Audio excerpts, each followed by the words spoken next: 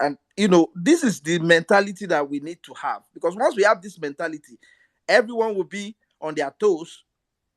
As a medical doctor, you got to read, you got to, be updated with the latest treatment guidelines to manage your patients, because you know that they can come back and say you didn't do something right. Thank you very much. Thank you very much, Doctor. Thank you. God bless you. Oh, General, please. General, can you come back here if you're here? General just did a mad expose on. He just cooked. Hey, God, don't fuck with the obedient movement. I say this all the time. If you live in glass house, do not throw stones. This movement will expose you. It will expose you. Oh, let's move on real quick. Please, our Yoruba brothers on the platform, please come out here. We need this. I need our Yoruba brothers to dominate this conversation. Saddam. Let them. Yeah, and Wumi, you're going next. You're going next now, please. You're going next. Yeah, man. This speech tonight. But before you go, Wumi, can you hear me? I can hear you clearly. Yeah. Please, just 1 minute. I just want to do. I want us to trend, guys. Please, I'm simply to be trending. Tinubu, the drug dealer, is trending. Please, Tinubu, leave Yorubas alone. Should be trending this night. I need 1,000 tweets right now, guys. 1,000 of you should please tweet.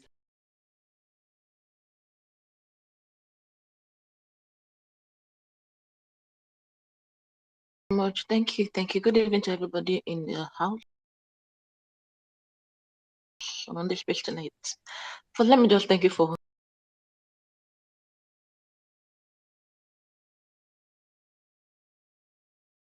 See, this person, this human being, this Sundoku of a man, is a blood-sucking demon. I don't know. It's actually affecting my own mental health. So I can imagine how it's affecting other people. So, but left to me, it seems like it's only people in the diaspora that are actually really speaking up. I don't know what kind of water this man has given us to drink in Lagos or in Nigeria as a whole, because it's like nobody even wants to agree with this. Everything we're saying about him, that this man is not who he says he is. He is an evil person. So I don't know how we can actually talk to people back home, especially our parents. I don't know. My parents are part of the problem, and it's really scary. I don't know what's going to happen, but tension is really high right now, and I'm worried, really, really worried. And then another thing, if you speak to T-Mac, I don't know if you know T-Mac. T-Mac is an Eshekiri man, and he is related to Remy. If you actually speak to him, he has a whole lot more to spill out. A whole lot more. So you should get some details for him too. I think I'll just stop right here so I don't go too deep for my own security. Yeah. Bye. Thank you very much, my sister. Thank you. All right, I think Otumba, let's move on. Actually, that I'll say something later, but let's move on. I don't know who's gonna go next. Otumba, who's been here longest? Omo Alatika. You don't tell. Go ahead. You don't tell. Yo, Saddam, now they hear me so. Omo Alatika. Come on your earpiece, I beg. Give me easy earpiece, I beg. Okay, hold on.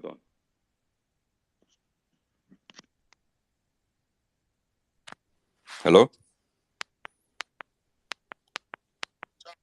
Okay. Yo, props to everybody, yo. Saddam, Otumba, Sizo, Jimmy, I love you guys. I love what you guys are doing. We here, always on parade. So the things I want to talk about, they're kind of scattered, so Nago, allow me. But I'm going to talk as my mind works and how these things are hitting me. So first of all, keeping on topic, obviously, because that's what I do. Last week, 2 weeks ago, one of the things that was bothering me was when I was sitting down and watching and hearing everything that was going on. And let me give you a small insight into my background. So I'm obviously from a Yoruba family of Yoruba origin, but I grew up around or in an environment where we didn't see that whole tribalism thing.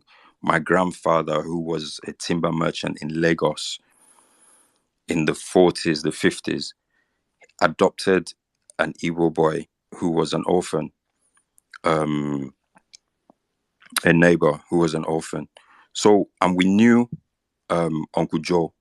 We grew up around him and everything, and we knew the story behind it. So we're not even, there's no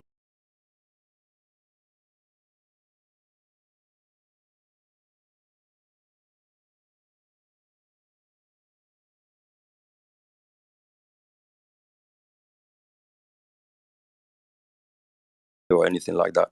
But there's one in particular. This guy is a millionaire, multimillionaire in dollars in Lagos. This guy generates jobs. He creates jobs and he's doing well. And I picked up the phone, I called this guy and said, "Oh boy, how far now? What's all this stuff going on? I hope you're okay." And this guy told me that, "Look, this thing, I've never seen it before. I've grown up in Lagos. I was born in Lagos.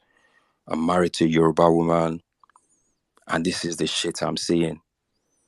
And it doesn't make sense." And that cut me deep. That touched me. I said, "Guy, I'm picking up the phone to call you so you know from your brother that this bastard does not represent me, and he does not represent the majority of the Yoruba people that have functioning brains in their heads."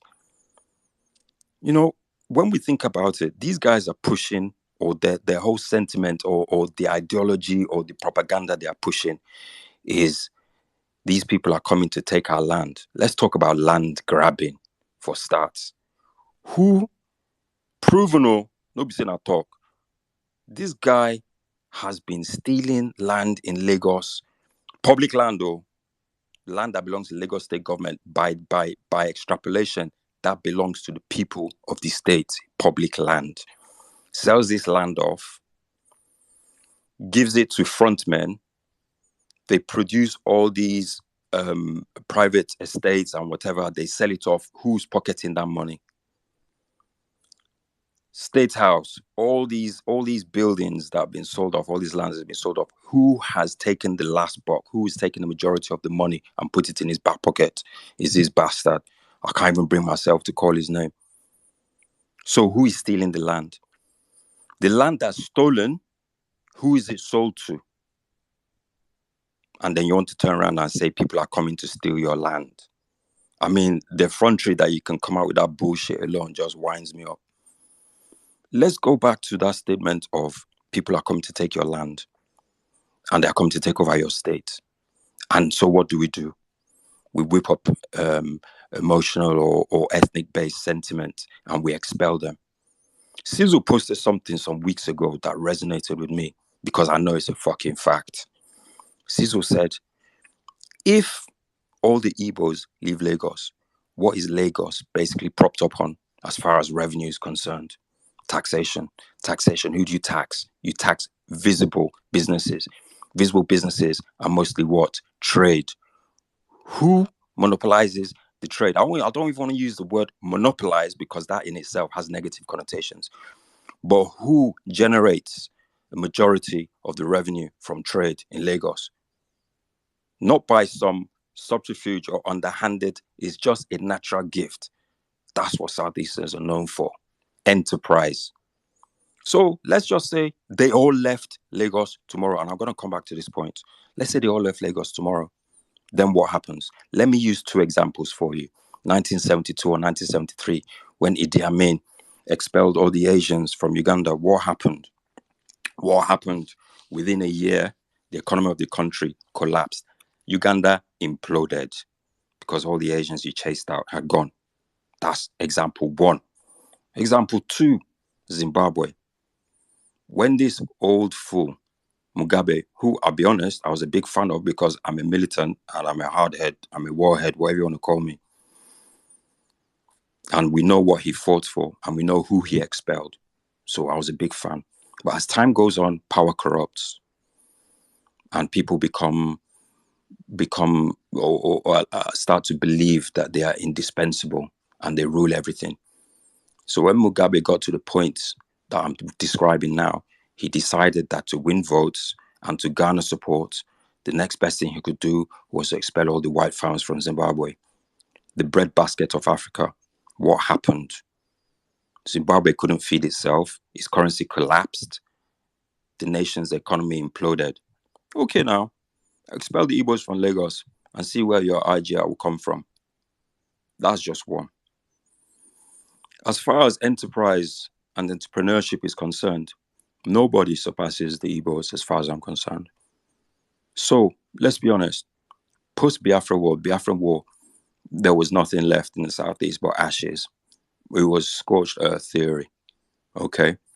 These people rebuilt their region and excelled after that. They didn't come with a handout asking the Nigerian government to do reconciliation and truth commission and give them recompense or compensation. No, they got on with it and they did what they do best. They built. They're builders. That's what they did. There was a TED talk that I watched not too long ago about the Igbo entrepreneurship system, about how it works. And the speaker was saying that this should be a model that should be rolled out across Africa. I'm not going to go into details of it. Go and watch it yourselves. These are people that build. They don't consume. That's why when Obi says from consumption to production, that's where that comes from. That mentality is to build and generate wealth. But some people, for whatever reasons that I'll touch on soon, can't actually fathom that whole concept. Let's talk about merit being dead in Nigeria. The only way you can whip up this kind of negative sentiment is because people are scared. They're scared of what? And one of the speakers before me touched on this, which I was really happy about. When you operate in a society where merit is dead and meritocracy is non-existent, the best thing you can do if you want to garner power and support is to feed that fire of fear. If you know you're good at what you do, you will not fear anything. But everybody knows that Nigeria is a society whereby it's all about social capital. And by social capital, I mean man, no man.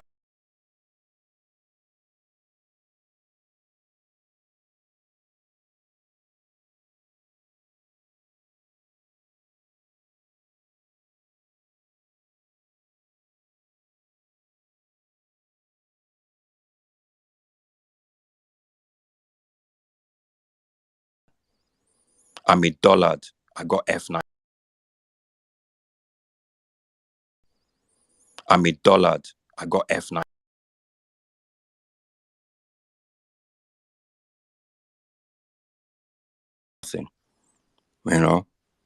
And then we want to flip the script and we want to gaslight these people. That what? The reign of illiteracy is the tool.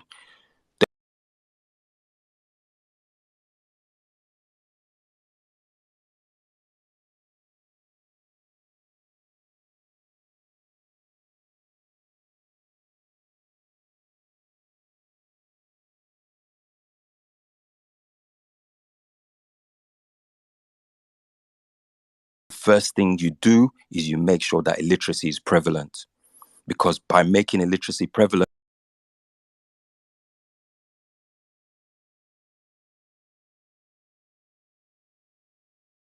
good university, you will not even make your course.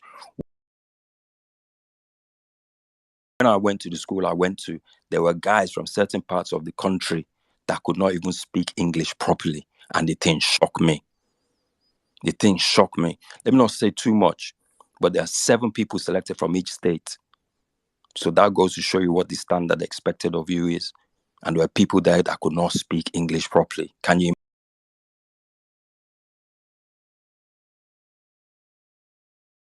imagine?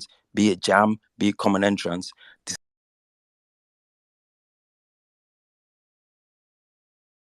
Southwest is at the bottom with North Central. Can you imagine that?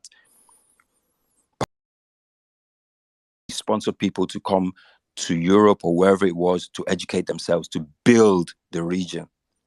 Now, this bastard, over an engineered policy to bring illiteracy and make illiteracy rife in that region.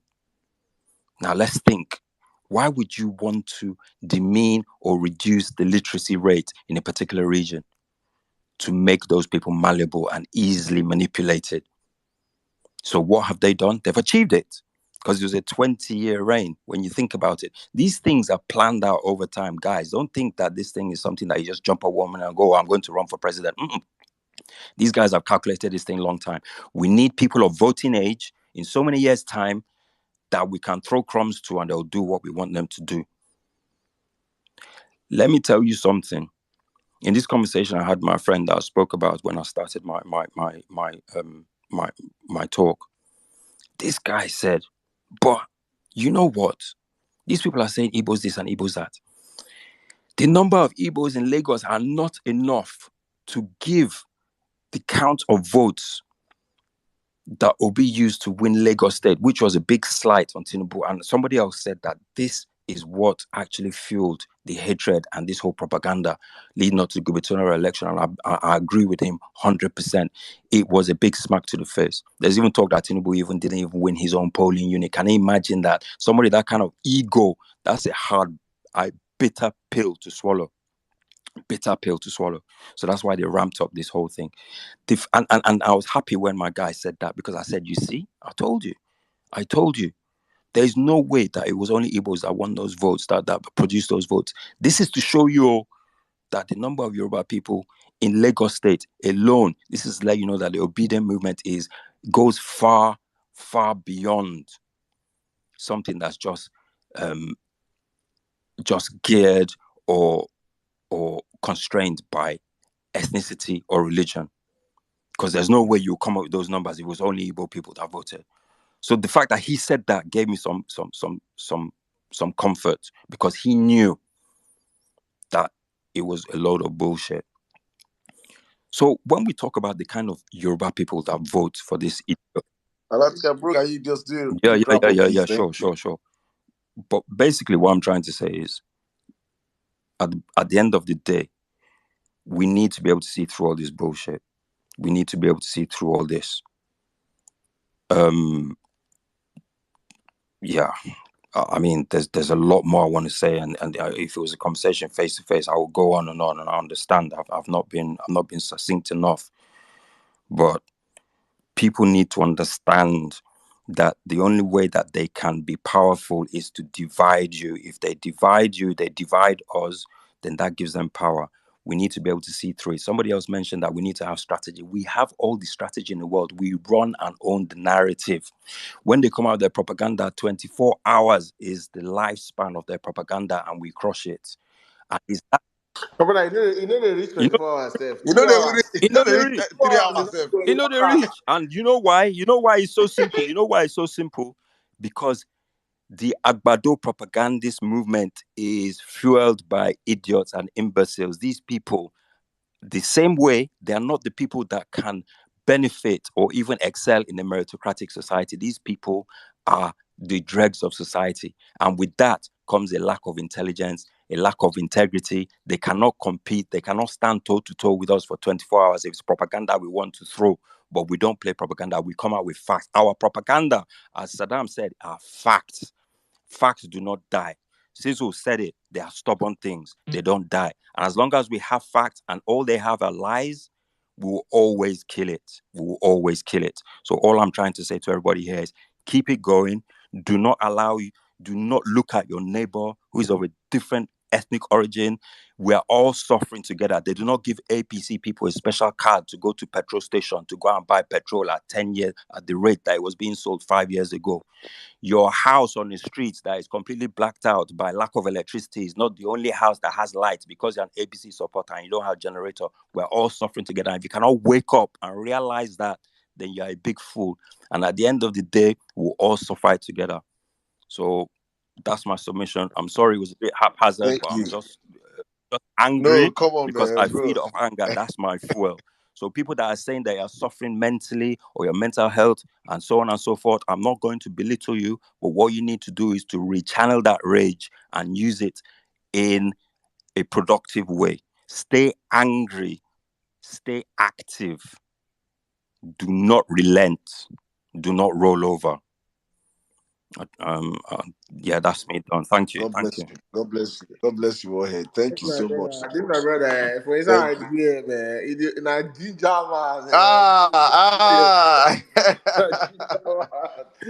Yeah, but seriously, man, the reason why that propaganda can't last is because they have to cook stuff up. They have to manufacture things that don't exist. So if you have a tech savvy generation, all you just need to do is search for stuff, and they bust their own propaganda. It's so easy. Otuma, you need a lie to sustain a lie, to sustain a Yes, lie, to sustain a lie, to sustain a lie. I, You and then you understand? So catch the lie. it's an endless circle of lies and lies and lies. And when you hit him on this lie, he forgets the last lie he lied, because they're not even sensible enough to sustain the lies. So when you see that, even if, as our brother just said now, even when it comes to a meritocracy right now of propagandists, they picked the worst. They don't come say, make them find people who go sabi they walk. They went and pick the dredge of propaganda. One way say they don't sabi anything. When they go post for WhatsApp group, say to let over and tweet, Peter Obi Yeah. goes to church. If you Mm-hmm. don't get sense, go tweet, say Peter Obi is about to go to church, or I think I saw Peter Obi going to church. All of them will just go copy and paste. Peter Obi goes to church. Peter Obi goes to church. Peter Obi goes to church. All their tweets go see the same thing. They don't get sense. Sense, babu. Everything, banza. Everything empty. Koi, if you knock their head, you go knock like say, like, oh, this Going food to is his safe for empty me. face.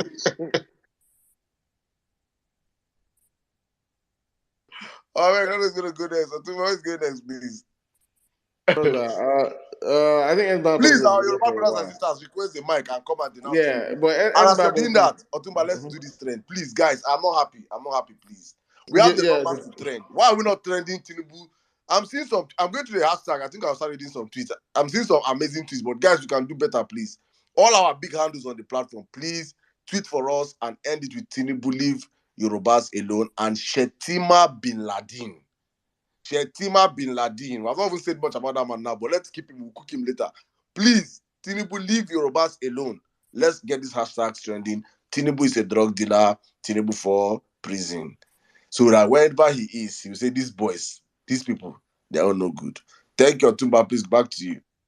yeah. I think N-Bound Politics has been here the longest. N-Bound Politics, my brother. Go ahead. Yeah, on top of that, hope I'm clear. Slightly more food, but yeah, just go ahead. Oh, okay. Even before we filed our case in court, if you can remember on this space, I stated that what APC they are aiming for is a rerun. I stated this thing even before the case went to court. Know that within them, they know that this result will not stand. And if you look at the way they are pushing out propaganda, it's as if we're still in campaign season. What they are basically doing now is they already have the results. So this time around, if we have a rerun, for example, we are not going to take them by surprise the same way we did the last time. So what they are trying to do is run targeted propaganda to the places they know from the real result Peter Obi wiped them.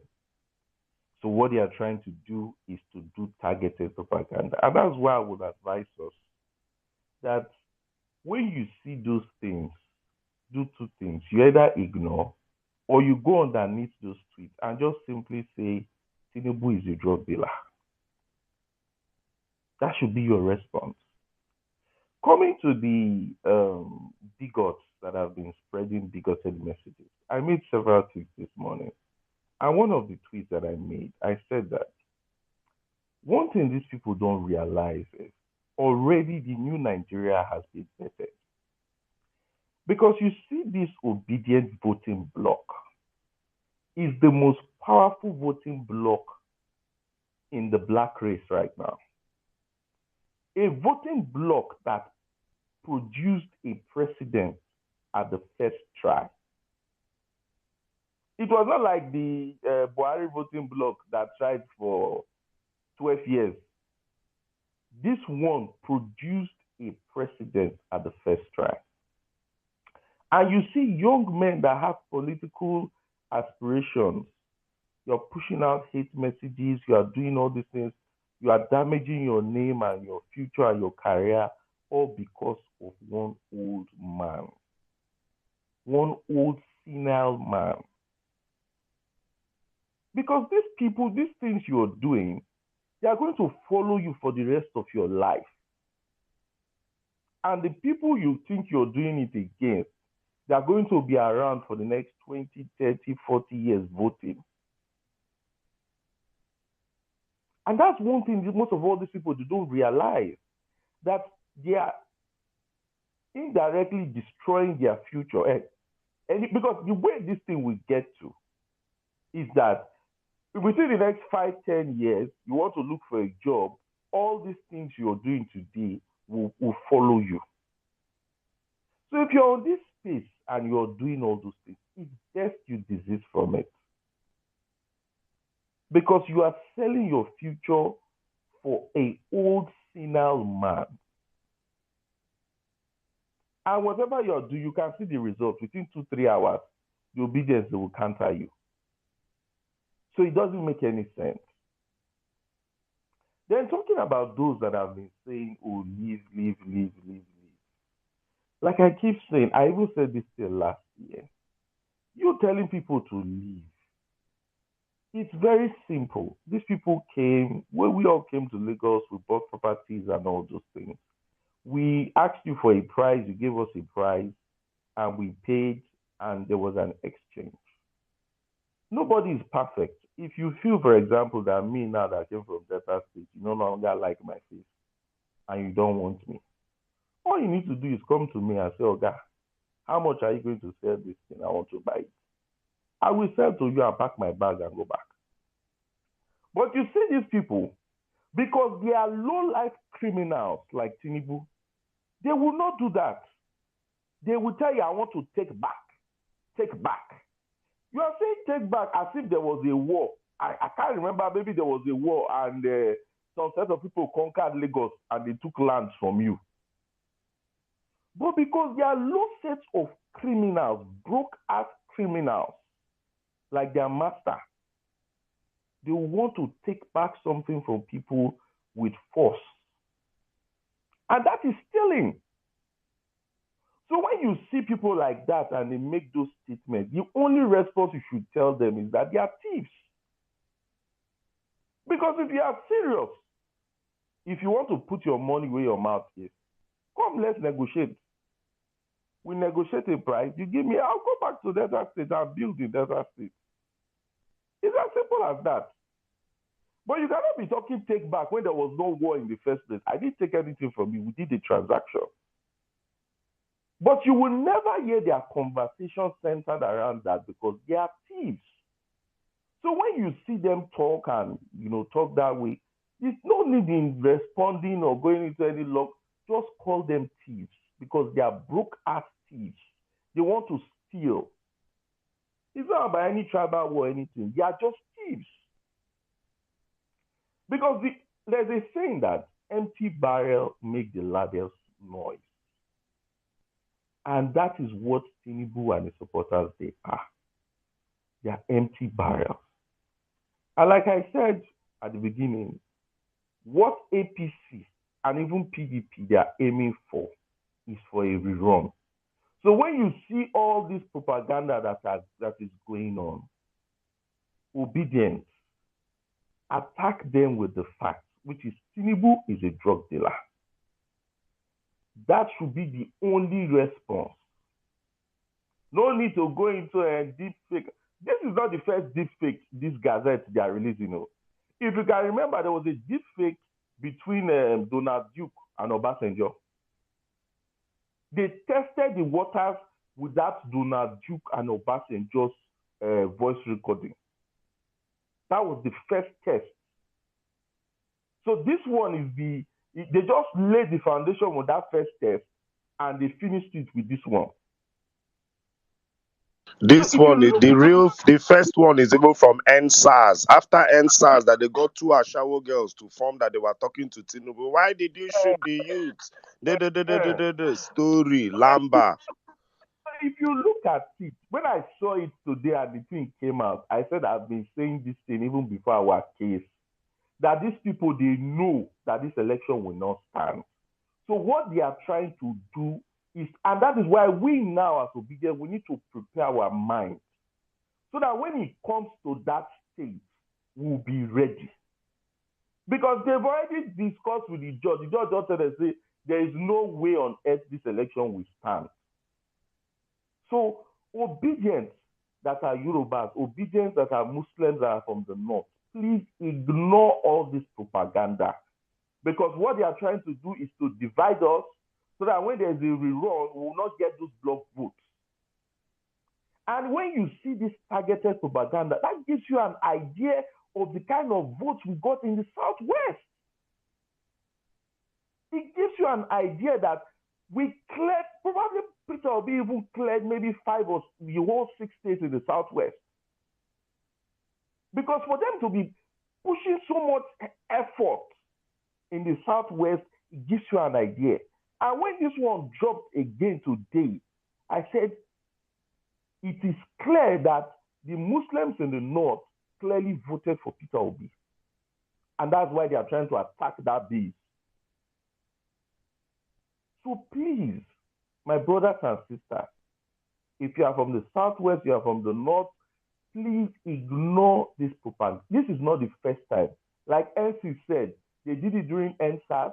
Even recently, they dropped another one between Donald Duke and Obasanjo. How will you tap Obasanjo's phone? How did you get the phone recording and all those things? So please ignore. Let's focus. We have a court case, and possibly there might be a rerun of this election. So we should prepare our mind. Don't lose focus. My brother, there's no rerun. No. Tinubu cannot be, is not qualified for any rerun. Tinubu is not qualified for any rerun. I just listen to him since. It be like saying, no, waiting petition will carry go court. What if we carry go court? In the case of a rerun, APC cannot field a candidate. Who be rerun? Any rerun is between Peter Obi and Atiku. Or Tinubu, if you're cancelling that case, there's no rerun for Tinubu. How can a drug dealer with fake certificate do rerun? If we rerun again, we'll still take him to court again. That means we'll keep rerunning till the end of time. There's no way a man with Shettima cut ticket, sir. That ticket don't cut. The ticket don't cut. Whether it is Atiku or whether it is Tinubu, whatever they are doing, APC and PDP, they are together. So there's no difference. Because whatever they are doing is either it's clear that they are working with Yes, PDP. yes, I get what you're saying now. Okay, if it's out from that side, then yeah, sharp. All I'm saying is, whatever it is, let us prepare our mind for these two scenarios. Because these two people, there is no way PDP will work with Peter Obi. If you look at the propaganda that came out today, PDP supporters and PDP handles, they are sharing it. So it is clear that these two people are working together. PDP already know that they don't even have a base in the South. They don't have a base in the South. So if you take out Tinubu, they want to have some kind of base in the Southwest. So if you look at it very well, PDP and APC, they are the same thing. Say if there's a run, you take out Tinubu, what about Atiku? So that's why I'm saying that those of us that are obedient to the Southwest and those of us that are northern Muslims that are obedient, please ignore this propaganda. Because they are trying to divide us so that by the time the real war will start, which will be a rerun, we will go into it as a united front. Thank you. Thank you very much, my brother. Thank you. Otumba, I don't know who's gonna go next, but please, guys, one more time. I just want to. I'm always going to disturb now because until I see my trend map say Tinubu leave Yorubas alone before I go leave Una wey dey this place alone. Please, all of you on the platform, one more time, especially our big handles, especially our Yoruba brothers. Please, our Yoruba brothers, I want you guys to be constructive. Look at, let me read for me, the tweet of the highlight tweet of the day so far for me is from my sister Damilola. She said, Tinubu, please leave the Yoruba race alone. We are not a tribalistic or xenophobic people. You do not represent the Yoruba tribe. You are a thief and a criminal. Everything here, facts and figures. So please, guys, you see how then she now ended with hashtag Tinubu leave Yorubas alone. All our Yoruba brothers, we need you guys to own this conversation. We need you guys to own this tweet. We need you guys to own this trend. Please, our Yoruba brothers and sisters, make these tweets, tweet it out. I'm going searching for the hashtag. I'm retweeting as much as I can. Guys on the platform also, after retweeting, go search the hashtag, multiple retweet it. Let us have that. Let us have this stuff trending. And we're going to trend that till our next place on Tuesday. Maybe by your wake up tomorrow morning, ask, why are they saying Tinubu should leave Yoruba alone? And they check the hashtag, they will now see our real Yoruba brothers and sisters telling Tinubu, you do not represent us. So Yoruba people are not xenophobic. Yoruba people are not majority of what Tinubu is portraying them to be. He is not speaking for the tribe. Thank you. Otumba, I don't know Okay, if you... let's run through this. So we'll go to first start with Eliminator. We'll go to Diary. Then we'll go to Mr. Bankole. Then Lulu. So let's do it that way. Let's I think we'll do 4 minutes each because we're trying to get as much because so we'll go Eliminator, Diary, Mr. Bankole, and Lulu. Okay. Eliminator, my brother, how you there? I'm fine. Good evening, everyone. Good evening, Prof. Saddam, and everyone. I can't start mentioning names so that I don't take much time. Good evening, my fellow obedience. I've been off. Most times I come to Violence Space and I've been listening since the Lagos State gubernatorial elections because my heart was bleeding. I've just been trying to heal from inside, not physical, healing. Um, I remember when we go to, for those of us who have kids, if you take your child to a daycare where you see them mixing with different races, different tribes, and you see the way they play together, you wonder, where did it all begin? It all starts with the greediness and the wickedness of one or two people because of their selfish agenda, or maybe fear that they will overthrow us, just like what is happening in US. You see the average WS, they call them WS, white supremacists, train their child to hate black people. Why? Because they are scared of the black race. There are some of them like that. It's either it's fear that backing that kind of thing up, they will poison the mind of these children, and or they don't want you to take over, their power, you know. And it's just unfortunate because at the end of the day, I just want to focus on children. Our They've told us that we'll be the leaders of tomorrow. I asked my leaders of tomorrow who are here now in Nigeria, our business, our market. Our 30-year-olds that they told us when we were 10 years old, we are leaders of tomorrow. I ask you, our market. All because of someone's selfishness. You want to divide people. Because of someone's selfishness, some people became disabled. I cried my heart out. My own story may be different, but when I read a tweet about some people who are not even Igbo. One of them lost one of his eye. The other one became totally impaired, visually impaired. All because they are simply saying, I want a better Nigeria. Which is all what we are asking for. If you give us a better Nigeria, give us a new environment, take all this agbero off the road, Nigerians will not complain. Lagosians will not complain. Nigerians will leave Nigeria and go to another country. They will see you they see you as an African when they hear your accent. And you are doing so well. Why? Because of the spirit of Nigerians. But it's just unfortunate that some people buy to this narrative, the ignorant people. It's just unfortunate. You can't take that out of it. The people that are not as educated as many of us will buy this narrative. They won. See, it worked during the gubernatorial elections here in Lagos. People that supported Obi, the Labour Party movement, they say, they want to collect our Yoruba land. They want to this. They want to this. That's why what was happening. Now, just a week or so after this so-called person selection, this Sanwo-Olu, NURTW workers, they are protesting.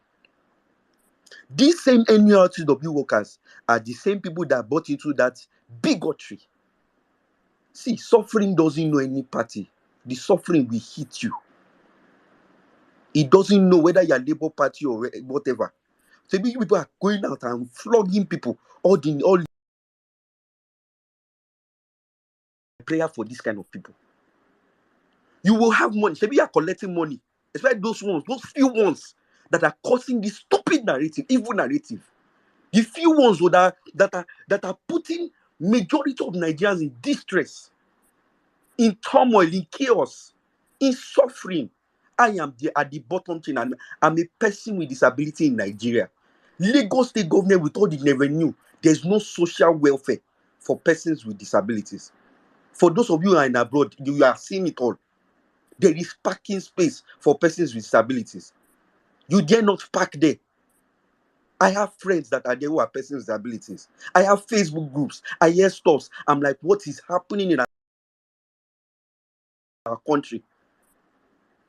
No empathy. All because of selfish reasons. You divide people. See, my prayer safe is for people who bought into this narrative and are still buying into it, and they are suffering. Is that not stupidity? See, you will suffer and you will pray for death and it won't come to you. That is my prayer for you. You chase them from exercising their rights and you expect your life to be okay. You may have money, but see, there's the kind of health issue that money will not solve. That is my heart bleeds and I will continue to curse you.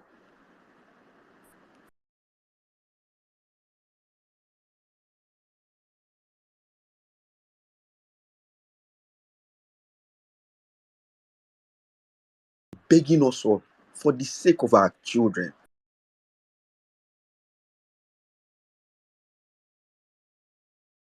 You now that your child, it will affect your child one day.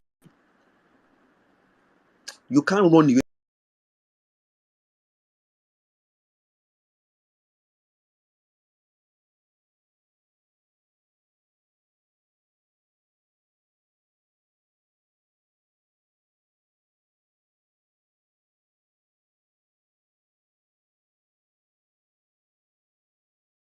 Listen, Donald Trump is advertising one of our obedience business. So people should listen. Listen. Hello, Nigerians. Meet my boy, Steve Salihu, the best product designer in Nigeria. Feel free to contact him for your website and mobile app design projects. Trust me when I say you won't be disappointed. God bless Nigeria. LUP. Hello, Nigerians. This AI go do this. As everybody want to use AI now. Wait, make I do that part Otumba again. AI go cause problem. Otumba. Wait, yeah. But yeah. God bless Nigeria. LUP. Hello, Nigerians. ABC $75. go die. ABC now obedience go kill you now. That party must die. No propaganda when I go bring one go kill in 2 minutes. 2 minutes, that go they cook that propaganda like Indomie. That they chop out. 2 seconds you don't cast. You be pushing modify. Hey, God have mercy. Otuba, please back to you. Yes, my brother. I think we go to Diary there, Mr. Bankole, then Lulu. So, Diary, my brother, how you there? That people should make tweet for us now with hashtag leave Yeah. I Tinubu, already leave made so Yorubas many alone. tweets. I already made so many tweets, bro. I made some tweets already. Before I sleep, maybe I'll still make one or two. You understand? So the most important thing is we get this message across to so many people, and we hope that many people will also help us to push it so that it reaches more and more people. You understand? Anyways, good evening, guys. Good evening, Saddam. Good evening, Otoba. Good evening, Sizu.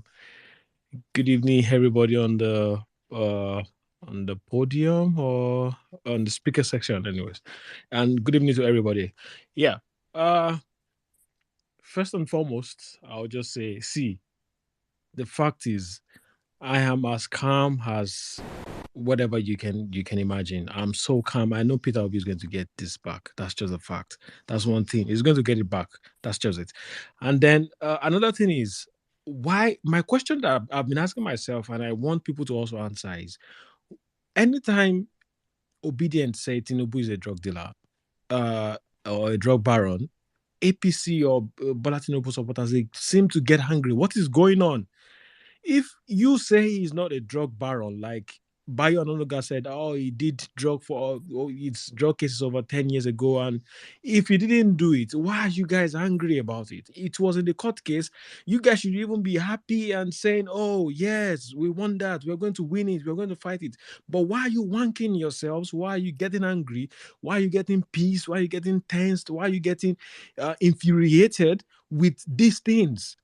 When you're supposed to be calm, what's going on? When you're acting like this, it basically means that yes, he did drugs, yes, he's still involved in drugs, yes, he's a drug baron, and yes, he's not fit, or he's not supposed to have gotten that ticket of for APC that APC presidential ticket. So many things, so many questions. We need answers, and we are going to get those answers soon.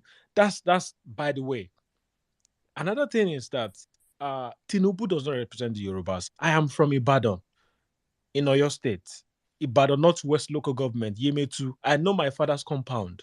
You understand? Even though I didn't grow up there, I grew up in other parts of Nigeria.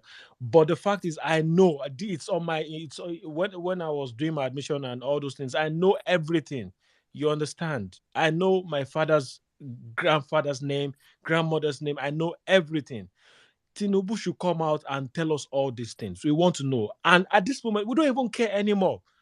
What we just want is don't drag us Yoruba into this mess you're creating. Awolowo brought free education. Now you are bringing in a situation where you are using politics to destabilize the Yorubas that we have. We fought a war, the Kiriji War. Before we Yorubas, we fought each other for some years. We came together and then we became so united. And then we are Yorubas. We became tolerant of each other. And now you as a person, because of your selfish ambition, because you are so desperate to achieve what you will never achieve. You understand what you even see for Tinubu to achieve that, he will die. That's just a fact. It is better for him to just go back, to go home and relax. He is never going to be the president of Nigeria. They should tell him that. He is using his desperation and whatever to destabilize the Yoruba race, to destabilize us, to make people see us as see us as tribal bigots when we are not. We are this kind of people. We are a people that we are so welcoming, so accommodating. Why is it that we are not hearing those things that are happening in Lagos? We are not hearing them in Ibadan. We are not hearing them in Oyo State. We are not hearing them in Ondo State. We are not hearing them in Ogun State. We are not hearing them in Osun State. We are only hearing them in Lagos because of Bola Tinubu. Why? Why? And Lagos is not even a cradle of our source. Ife in Osun State is a cradle of Yoruba land. Who are these people? Who is Bola Tinubu in the scheme of things? You have to think about all these things. Even if we Yorubas should move out of Nigeria today, Bola Tinubu is nobody. He can never be the leader of Yoruba land. That's just a fact. He can never achieve anything in Yoruba land. Even if we move out of Nigeria today, he can never achieve anything. The only place Bola Tinubu is known is Lagos. That's the fact. You just have to understand all these things, that this guy does not speak for us. It doesn't speak for us. And the gullible Yoruba people that are following him, they are only following him because they are dim wits. Their future is dim. Their brain is dim. That's why they follow him. They are illiterates. They are people who went to school, but they only went to school to just get the certificate, not to acquire the knowledge. People who are baby rascals. People like Bola Tinubu, they are top rascals. Femi Fani-Kayode, they are top. But people who are following them are baby rascals. They are people, they are nobody. And then I'll speak on the propaganda APC is pushing. I know they are trying to hide something from us. And one day, one thing is you can hide the truth for so long, but one day it will definitely come out. One thing that they should learn, maybe they can learn that from the obedience, is that when you are pushing out a propaganda, please push out the kind of propaganda that you know it will go in phases. When you push out phase 1, you push out phase 2, you push out phase 3, so that when people block phase 1, you can push out Sorry, phase are 2. you teaching them how to fight us? I'll be No, no, waiting. no, no. I'm not teaching them, but it's just very funny to me because when you look at them, they are spending billions, they are spending millions of dollars on what? On pushing out that kind of useless propaganda that within hours people have already brought out facts to even to what how do you say this in English, to repel it. You know, let me just use that kind of English, to repel it, to repel that kind of attack. It shows that you're just wasting your money. You go in the plane and start shouting, "Oh, be there! That you are a disgrace to your children. You are a disgrace to your family. You are a disgrace to your father's name, for you to have done that kind of thing." Even it didn't even last 2 hours. They've already brought out facts and figures for you. Oh, yeah, come and explain yourself. Now you are nowhere to be found. You are gone. You've disappeared. And then they brought out this voice note of Bishop David Oyedepo and Peter. When I heard that thing, I was like, Bishop David Oyedepo doesn't even if he doesn't, it resembles his voice, but being someone who has been an ardent follower of him, he can never start a call like that. You understand? So you know that this thing is just That deep is fake. no greeting, no nothing, straight. So Like it was say just covenant is just full of Yorubas. so it was just you already know that it's deep fake. You know, it's total bullshit. And before you know it, obedience already came out with facts and to repel all those things. And so that's why I'm saying that they're just wasting money. What they should be doing on APC is relax yourself. How do you say chill, relax, chill, and watch Netflix. Let us go to court. You ask us to go to court. We are in court. Watch how things will come out. I have people who tell me when some people are talking to me, they say, "Oh, you are in maybe obedience are in states of I don't know 5. There are 5 states of grief. They are in this one now." I say, "Okay, just come now. You'll see." At the end, I say, "Let me know my last. We'll see." And then another thing they will say is, when they always say obedience go tire, everybody go tire. Don't worry, this thing that we are doing now go tire. We are in for it. We are in for it. When some people are getting tired, other people are warming up. That's the way I just see this obedient movement. When some people are already getting tired, some people are doing backup. Like it's like shift. You understand? Like day shift and night shift. Day shift. That's just the way it is. That's how you know an organic movement. What APC is doing is they can waste as much as they want, but one thing is they will fail. There is no way you can stop your failure. You are going to fail. Rigging, you failed. Propaganda, you are failing. 25% in FCT, you failed. Ruling, in economy, whatever, you have failed. Buhari, APC, everybody, you have all failed. What exactly are you trying to do? You are a failure. You will always fail. It's written for you. You will always fail. So the thing is, Tinubu doesn't represent Yorubas, and I'm happy. When I come and I see so many people that are coming up and saying, they are pushing it and saying Tinubu does not represent us, and he will never represent us. What he is trying to bring into the Yoruba race is illiteracy, and it will never ever happen. Thank you guys so much. I really enjoy.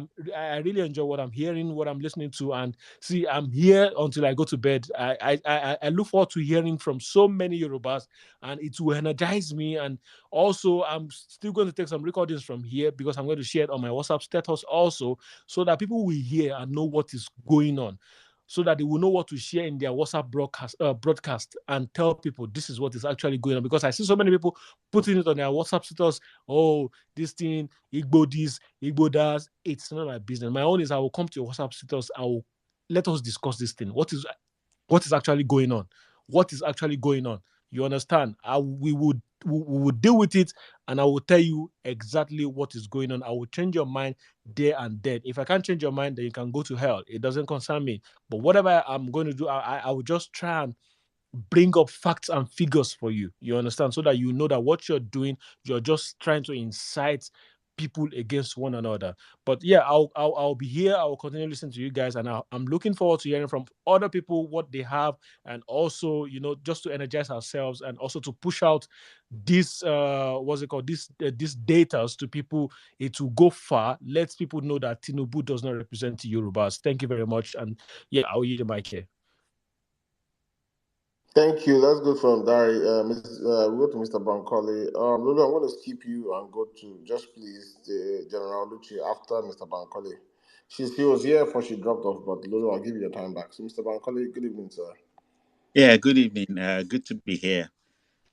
Thank you so much for giving us Yorubas this opportunity to really vent our frustrations against this Tinubu and his APC motley lot. Um, just to get it out there immediately, Tinubu does not speak for me. I am Ekiti, born and bred in Nigeria. I was born in Jos, grew up in Ibadan, did my NYSC in the north. Moved around in the East, moved around many places in Nigeria, interacted with non Yorubas everywhere, interacted with people from all over the country in peace and harmony. So to have this man, Tinubu, coming to stoke ethnic hatred and bigotry is just mind boggling. So, as a Yoruba man, I totally reject Tinubu. He does not speak for me. He does not speak for my family. He does not speak for my ethnic uh, stock. I look up to people like Pa Adebanjo. If you wanted me to pick a Yoruba leader, that man stands for equity, justice, and fairness, and has been very consistent. And to have this fake person parading himself as a Yoruba warrior, it just beats all logic, all reasoning you can ever have in Yoruba land. Because the man is a very divisive person, that Tinubu. He does not care whose axe is God as he pursues his selfish ambition. What did Tinubu say when herdsmen were terrorizing Yoruba land, farmers, and all of that? What did he say when the state went after Igboho, who was fighting for his people that the herdsmen were ravaging? What did Tinubu do when Igboho's friends were killed in Ibadan? I monitored all of that. Though I live in Canada, but I'm very close to what's happening in Nigeria. I saw Tinubu's reaction when I can't remember the Yoruba leader's name, whose daughter was killed. And he went there. He was asking, where are the cows? Tinubu does not speak for Yorubas. He's only interested in his own selfish ambition. It's interesting that he comes out parading himself as a Yoruba champion, as a fake Yoruba champion during election. That's why he went to Ogun State, Abeokuta, saying Emilokan. And he is the defender of the Yoruba uh, right to become the president of Nigeria, pushing himself out as the face of Yorubas. I soundly reject him. Gbogbo ẹ̀yin ọmọ Yorùbá tẹ̀ ń gbọ́ mi. Tinubu ò ṣe tiwa o. That is, all you Yorubas listen to me. Tinubu does not speak for us. He does not represent us. He is only after his own selfish ambition. He just wants to use us to propagate his selfish and greedy ambition. And talking about this election, you could all see what happened in Lagos during the presidential. Peter Obi soundly defeated Tinubu. There's absolutely no doubt about that. It was not even close. They knew that. Everybody knew that. That was why they went all out. You remember before the governorship election, he sent out his henchmen. One was on Arise TV. He was saying, "Well, they caught us off guard. What happened during the election, we were not prepared for it, but we will make sure that that doesn't happen again in Lagos." I knew then they were up to no good.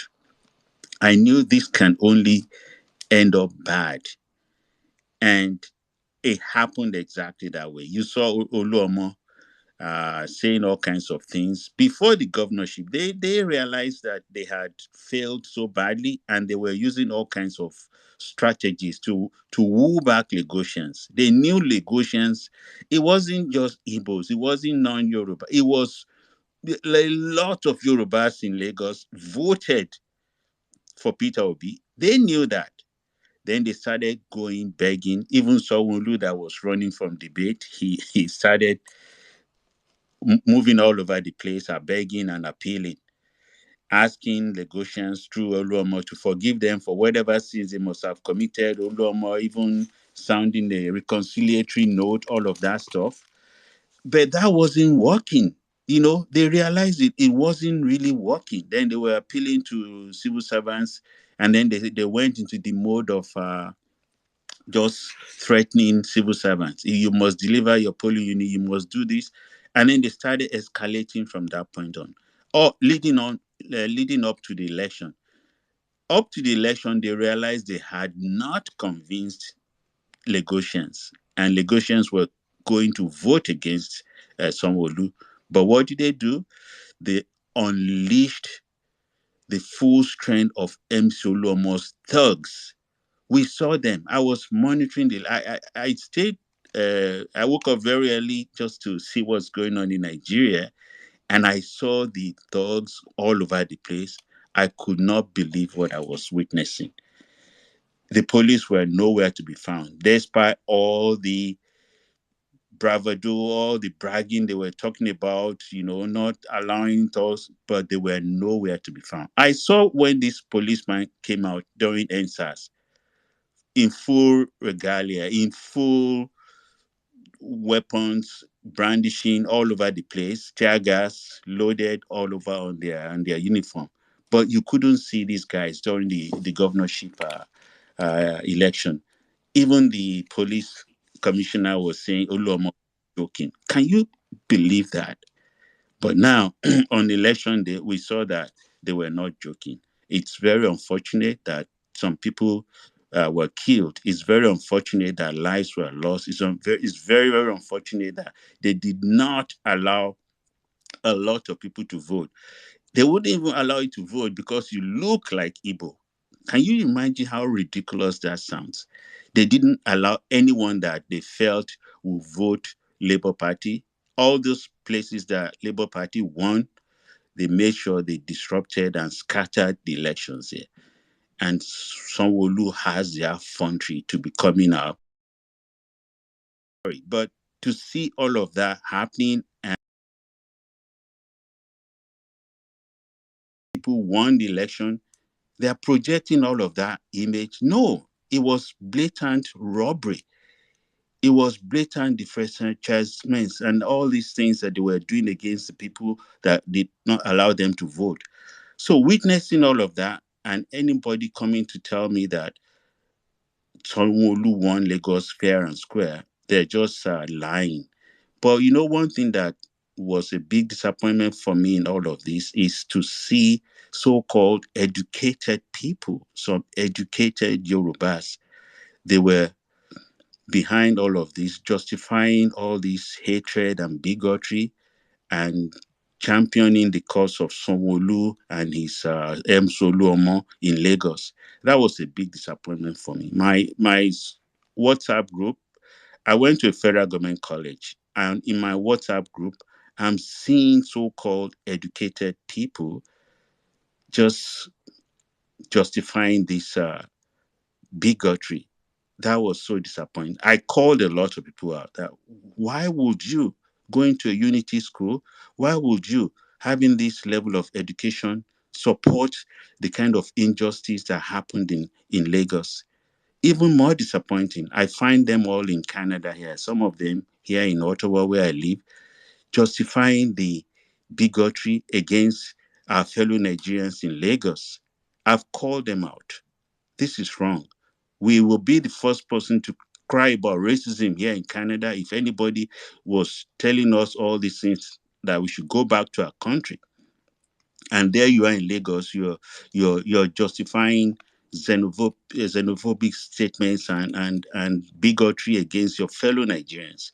So all of that is just unbelievable, the kind of things we've witnessed. But I'm going to round up here by saying that, Tinubu, because of his selfish ambition, he has turned or is trying so hard to turn Igbos against Yorubas. That's his strategy with sustaining and retaining power in Lagos. Whenever election comes in Lagos, whoever the candidate that is up running against his establishment, they will try and paint that person as an Igbo person, as an Igbo defender or whatever. What's wrong if we have Igbos living amongst us? Everybody is entitled to live wherever they are in Nigeria. We've all lived together in harmony. But when election time comes, Tinubu and his cohorts, they start setting Yorubas against non-indigents. That is just despicable, and we must continue to speak out against it. As a Yoruba person, I've been speaking against it. I will not stop speaking against that. We cannot allow this kind of evil people in our midst. He does not represent the virtues of Omoluabi, decency in Yoruba land. Tinubu is a far cry from that. We soundly reject that kind of poisonous message. And to appeal to all our friends here, you know, we should not let them win. We let them win when we turn against each other. We must not turn against each other. We have found common cause in the obedient movement. We will stand strong and united no matter what propaganda they unleash. They are doing that right now because they have been backed up. They know they have a weak case. They know their presidency that they stole cannot stand. They've stolen the people's mandate and they are scared to. I was listening to Dele Faro TV on TV today on Arise TV or Sahara TV. He said Tinubu has stolen a mandate that is too hot to handle. He likened it to a thief stealing something too big that he can carry. So the thief has stolen something now, he cannot carry it, and now he's fighting back to try and just hit back at whoever is out calling him a thief. But they have taken on what they cannot handle, unfortunately. Obedience must remain true to the cause. They must stand by the truth. They must keep dispelling all this propaganda. They must continue to reject all these poisonous messages coming from Tinubu's camp. We are on the side of truth. The truth, we speak the truth, and the truth has set us free. They are on the side of lies, and then they feed only the lies of their father, who is Satan. They are in bondage, but the truth has set us free. We must not buy into their propaganda. We must not let them divide us. So carry on obedience. We will continue this battle with a court case, and by the grace of God, we shall come out victorious. We have a strong case, and we are going to win this battle. Thank you so much. Thank you, Mr. Bond. Please, guys, please, tweet. Otoma, let's not even ginger this thread, more the thread this thing. Oga Bankole, thank you. Oga Bankole, I'm on your Twitter page. I've not seen you tweet anything about Tinubu leave Yorubas alone. No, please, you should tweet for us, eh? Don't worry, that's coming. That has been my message all the time, actually, that Tinubu does not represent us. Tinubu, leave us alone. I've been saying this for several months. Yeah, And yeah, but let's it make it out. trend right now so they can know that our voices are loud also, please. Thank you, Definitely, sir. Thank you definitely. very much. Otuma, back to you. Thank you. Welcome back, man.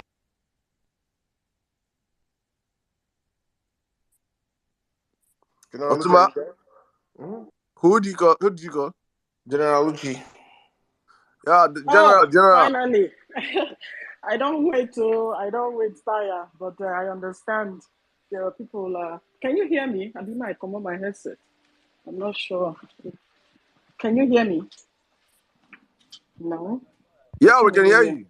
Oh, But okay, please take okay. off your earpiece. It'll be better for us, please. Yeah. How about now? Can you hear me better? Okay, all Perfecto. right. Good evening, everyone. Good afternoon, good morning, wherever you are. So I've been listening for hours, and as soon as I can see, I am at war with APC, and it's no timeline. Do not preach peace, because I do not like the sound of peace. This is a cyber warfare, and I am going to treat it as violent as possible. So do not come to my DM and tell me to back off or calm down and do what. Just look and pass. If you like, you retweet. If not, that's fine. Let me tell you guys what happened. You know, we've been talking about this Yoruba thing. First of all, let me make it clear. I don't have a problem with the Yorubas. I don't. I mean, I don't think there's any Igbo person that have not been around a Yoruba person. We all live together. If you go to the East, there's a Yoruba person. Even my math teacher in secondary school, Mr. Kayode, was a Yoruba guy, right? If you go to the South, you're going to see a lot of Igbos. You know, I even attended some schools in Lagos when I followed my mom when she got promoted and moved to Lagos for just a couple of years. So I don't even remember ever having issues, whether it was in the Yoruba compound we lived or anywhere. But you see this nonsense going on the timeline. Because of Tinubu, a lot of people are using that opportunity to bring out their hatred for the Igbos. I am an Igbo woman. My name is Oluchi. And there's nothing more Igbo than that, right? And if you people are going to be attacking Igbos in that manner, like the woman that I just tweeted about last night, her name is Dina Oluwayemisi. She lives in, where is this place? In New Jersey, according to what I found out online. This woman lives in the diaspora and she was on a space telling everybody that she cannot sleep, she can't eat because there are Igbos living in Lagos. She wants APC and the government to handle, in her quote unquote, handle and deal with the Igbos. That's what she said. If you go through my space, you're going to hear her recording. I found her out last night. I went on Facebook and I saw her. She has a life, she has a family. Why would somebody living in the diaspora threaten that kind of violence? Why are you calling for people to be harmed in a country you don't even live in? You see, so these are the issues. These are the things that APC has brought out the worst of the worst kind of people to the surface. And now we got to deal with all these bigots. We got to deal with all these xenophobes calling for basically ethnic cleansing of the Igbos. And I'm not going to take that lightly. Again, I do not have a problem with the Yorubas, but if a Yoruba person is moving that mad, I am going to handle it in a way that it is going to shock everybody on the social media.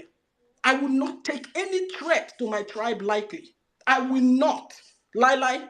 And I'm saying it here. I know there are lots of people here. So make one hear them well. Right? So after I tweeted about this woman, a lot of people started doing more digging.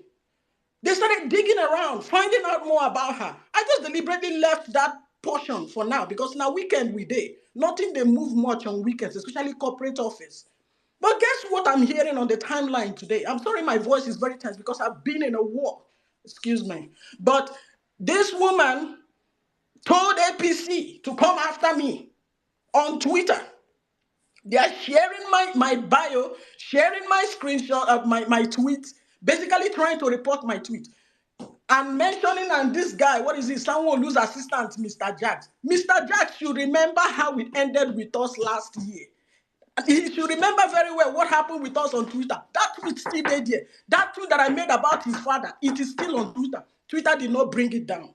So all this nonsense that they are doing, nothing is going to happen to my page, but it's just going to ginger me more to be more aggressive. I'm going to be more aggressive because this is my turf. This is the area where I play very well. You want propaganda, you want madness, you go see her for for social media. So the people who know Dina Oluwayemisi, she has drawn a line in the sand. She has called for war between us. And I'm going to treat it that way.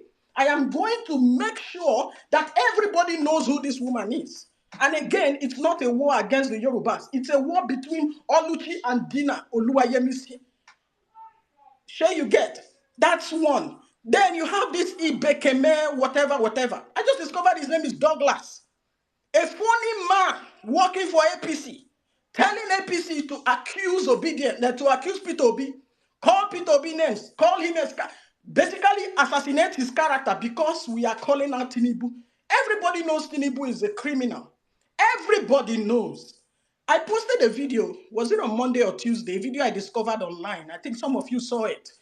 That was I've never seen that kind of video before. It was sitting there on YouTube. I came across it and I tweeted it. Come and see the kind of madness that Twitter brought. I realized that the only thing that upsets the APC is telling the world about Tinubu. It's not even about this mandate thing we're shouting. I have found where the pressure point is. That is that. My sister, General, please, just 1 minute.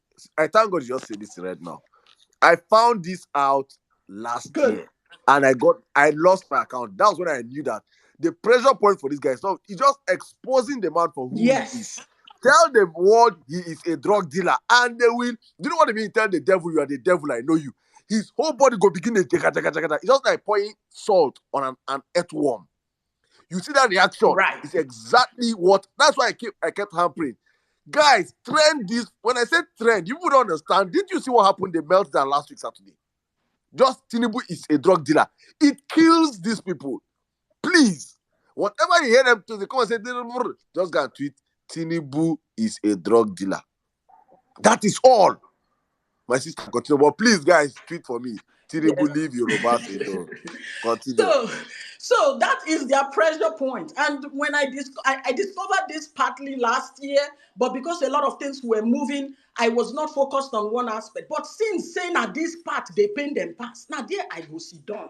That is exactly where I am bringing my madness.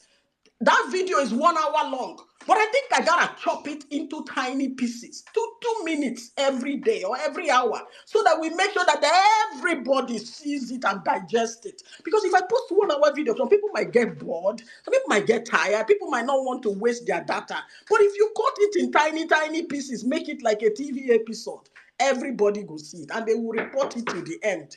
You see, this is the thing. APC have been doing this on the internet for God knows how long, since 2015 or beyond, just so that they can intimidate, bully They thought they own the space, but they do not. Because there are different kinds of obedience. There are different kinds of obedience. I'm not the kind of obedience you people gonna bully. You can't bully a bully. Just go and write it down somewhere. You cannot bully a bully. Simple. You understand? If I say I'm going to do something, I am going to do it. And I'm going to do it so carefully. Nobody is going to report even Elon Musk go help me retweet her. That is exactly what I do, right? Okay, let me move away from this part for now because my voice is very tense and I'm very pissed because I came to this space earlier. The thing just they pay me about what is going on in the time. I had to log off, go there and fight for, especially the Bekeme guy. I had to go there and bring him out to the public so that everybody will know that this guy wanting to assassinate Obi's character is because of what he's getting from the Lagos state government. He has an importation company and he only imports for APC government. Do you see the kind of cars that they are importing? How much is the budget that they budgeted for that kind of car? How much is Lagos people paying for it? You will never know because when we call it out, you will come and start fighting us. You know, concern you, but it concern us, right? So that's that. Now, earlier I had someone talking about some journalists reporting stuff and not some basically hiding to write articles. Only a few journalists are left. And we must understand that Nigeria is not a place where journalists can write freely. It's not a place where they can express themselves freely. You understand? Most of them have to leave the country so that they can actually write. And if you're interested in knowing how many journalists have have gone missing, are in jail or died in this country, there's a website you all need to see. It's called, where is this website now? I was just here. CPJ.org. It's a committee to protect journalists. If you go there, you're going to see all the cases, what happened to them, whether they were missing, whether they are still in custody, and all that. This is the situation of Nigeria. So I do not pity journalists who do not want to touch Tinubu's case. Tinubu's case is messy. It is disgusting. The man is a hardened criminal. You don't even know where to start from. For you to write about that man, you have to basically go on exile.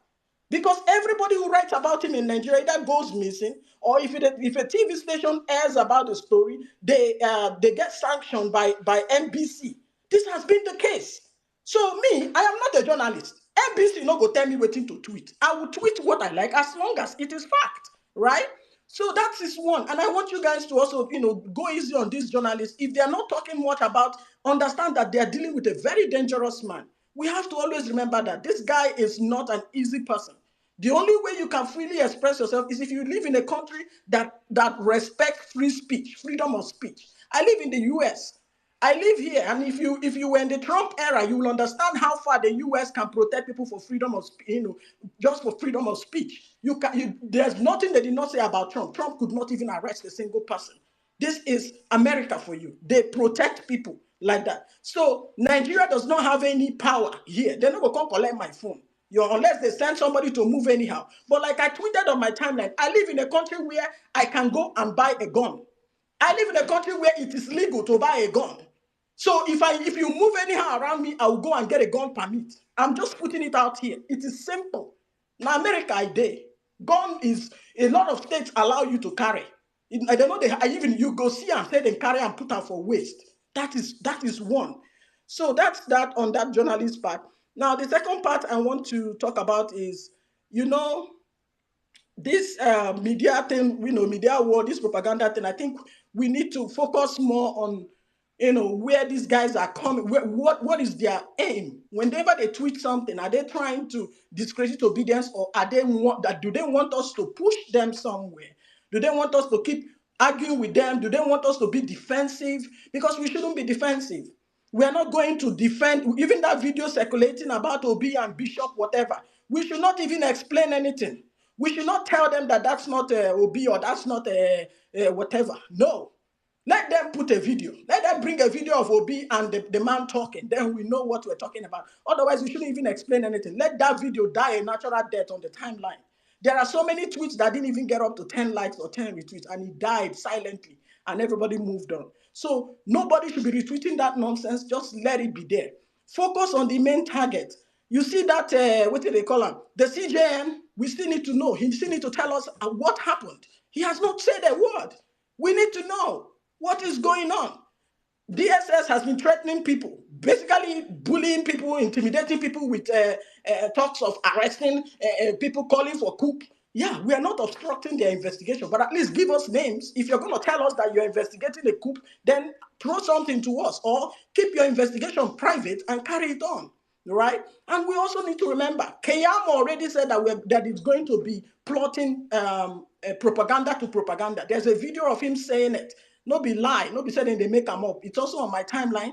He said it, that he's going to be doing propaganda for propaganda on the timeline. So whatever you're seeing coming from that camp, shoot it down.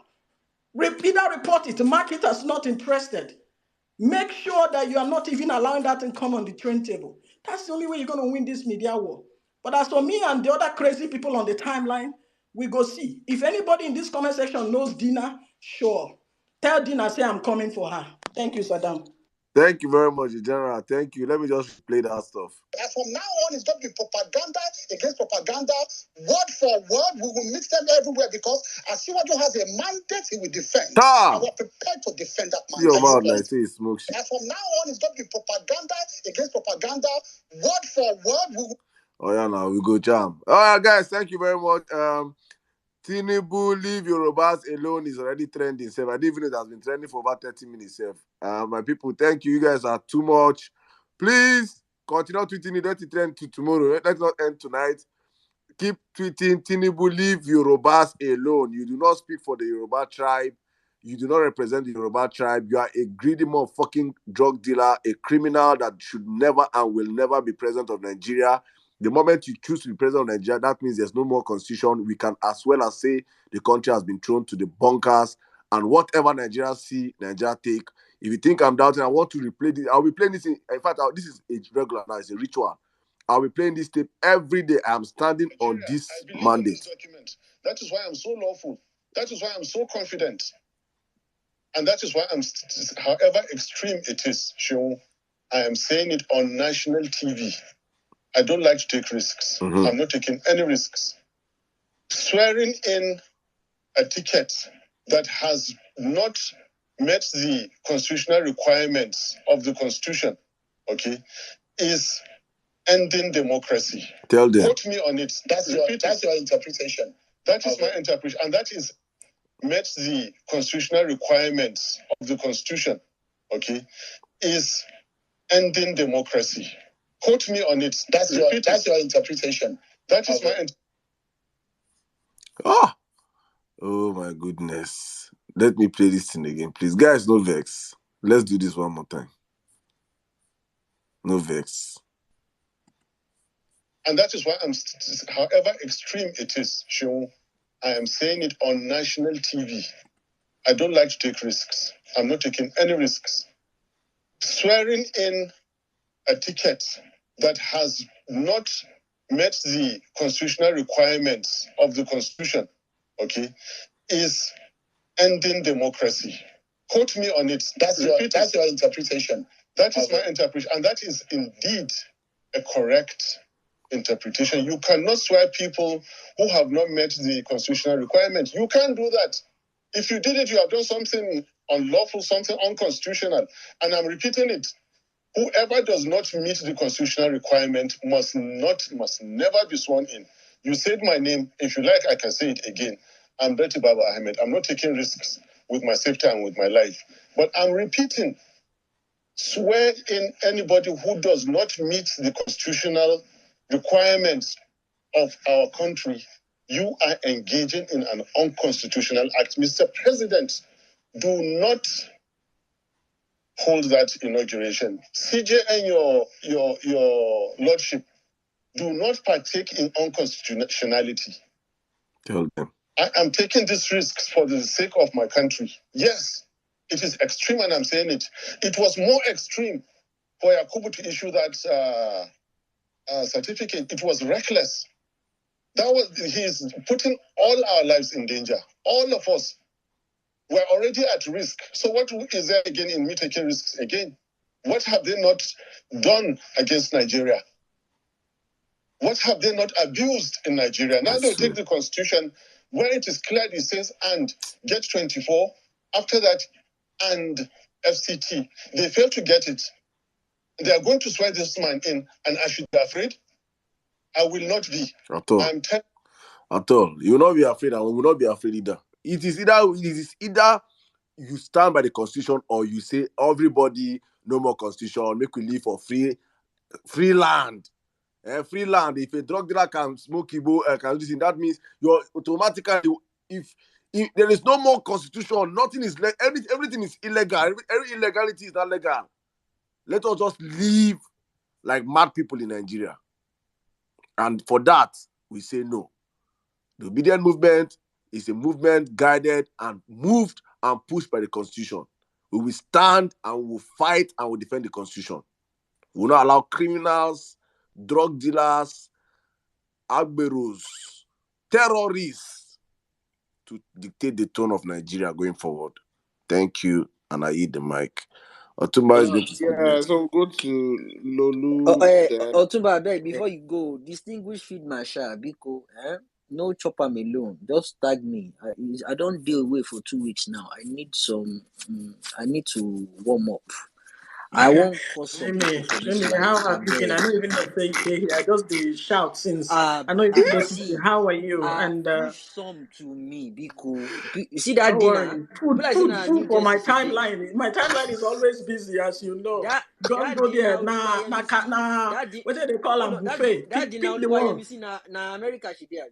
New She Jersey. there, New Jersey, yo. She there, na not Hey, for New oh Jersey. the law. Which Hey, I is don't get for a you, New file. Jersey. Now court we they go. The one where I go, I they don't never get even a pay file. me finish. We they go I court for don't you, get a you know. file. I don't get a file. I be not even know say that just I don't get a file now. I just dey check am now. Na Yeah, New Jersey. I go bring her that's out. true. You know what I go do? I go just fall down to you. You go handle like go be woman to woman. Hmm? May you finish her life for Twitter here. Hmm? No wahala. No, wahala, Jimmy. Thank you. Thank you so much. So we'll go. Let's Lulu. Okay, so we'll go Lulu. We'll go Peju, and then we'll go to.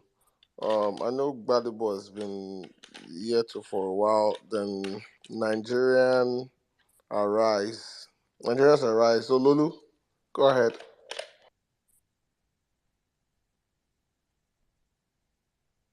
Sorry, Lulu, are you there? Can you unmute your mic? It's Tammy. Okay, Lulu, gone. Peju. I'm right here. Hello. Sorry, Lulu, go ahead. All right.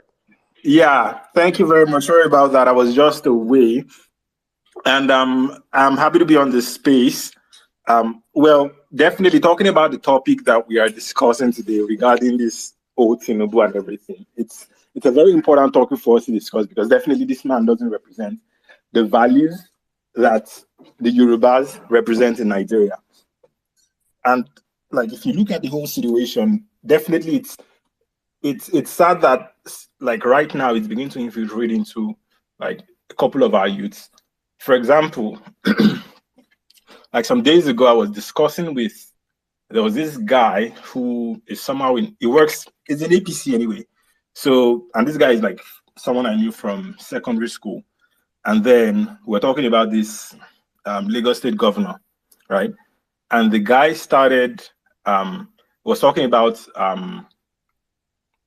Gbadebo, saying Gbadebo was not that he's not someone who is worthy of being the governor of Lagos State because he's Igbo. So I said, okay, so what? So I started asking questions because definitely I have my own strong opinions, but I want to just hear what this guy is saying. I mean, definitely I know how connected this guy is within the APC, but the things this guy was saying, someone who is just young, still in his mid-20s, saying that Gbadebo is that his family is not that he's not from a prominent family like he claims in Lagos. I was like, all this information are verifiable.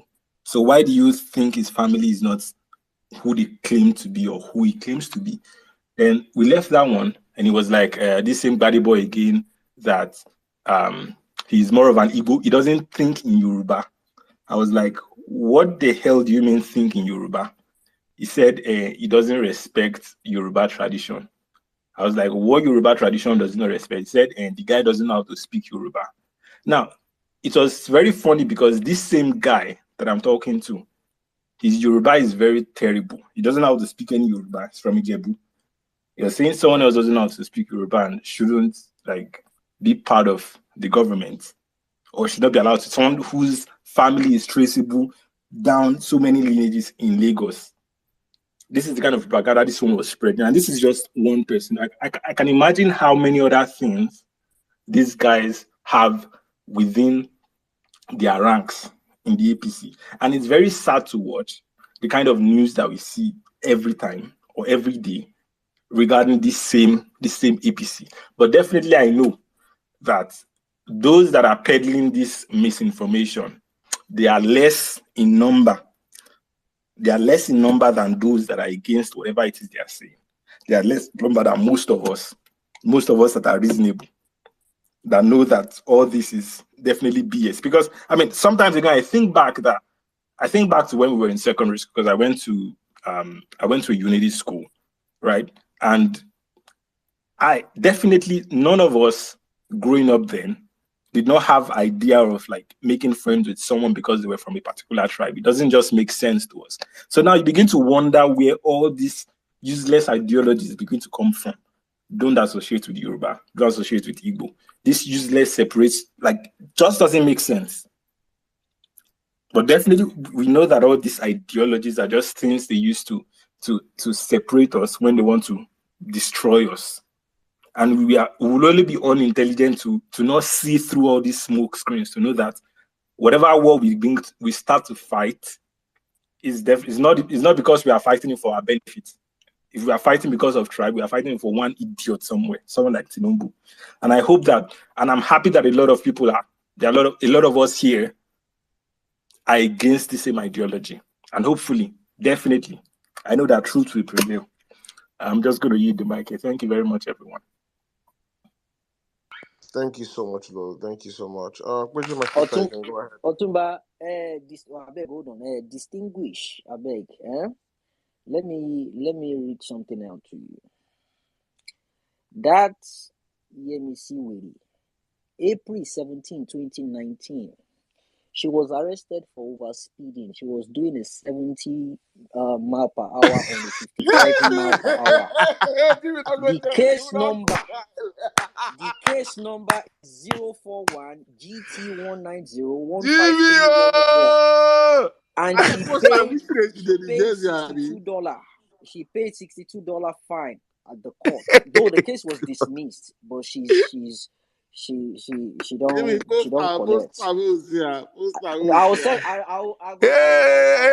I'll send the rest to Distinguish. Her telephone numbers, they her email number. She get like 20 emails. So now you go do the finishing move for on her. Jimmy. Are you the mic, Daddy? I'm here for you guys. I ain't bad. Oh, Jimmy, please. Now to go check if the whole taxes now remain. Hey, these guys best be wrong generation. I swear to God. Oh my goodness.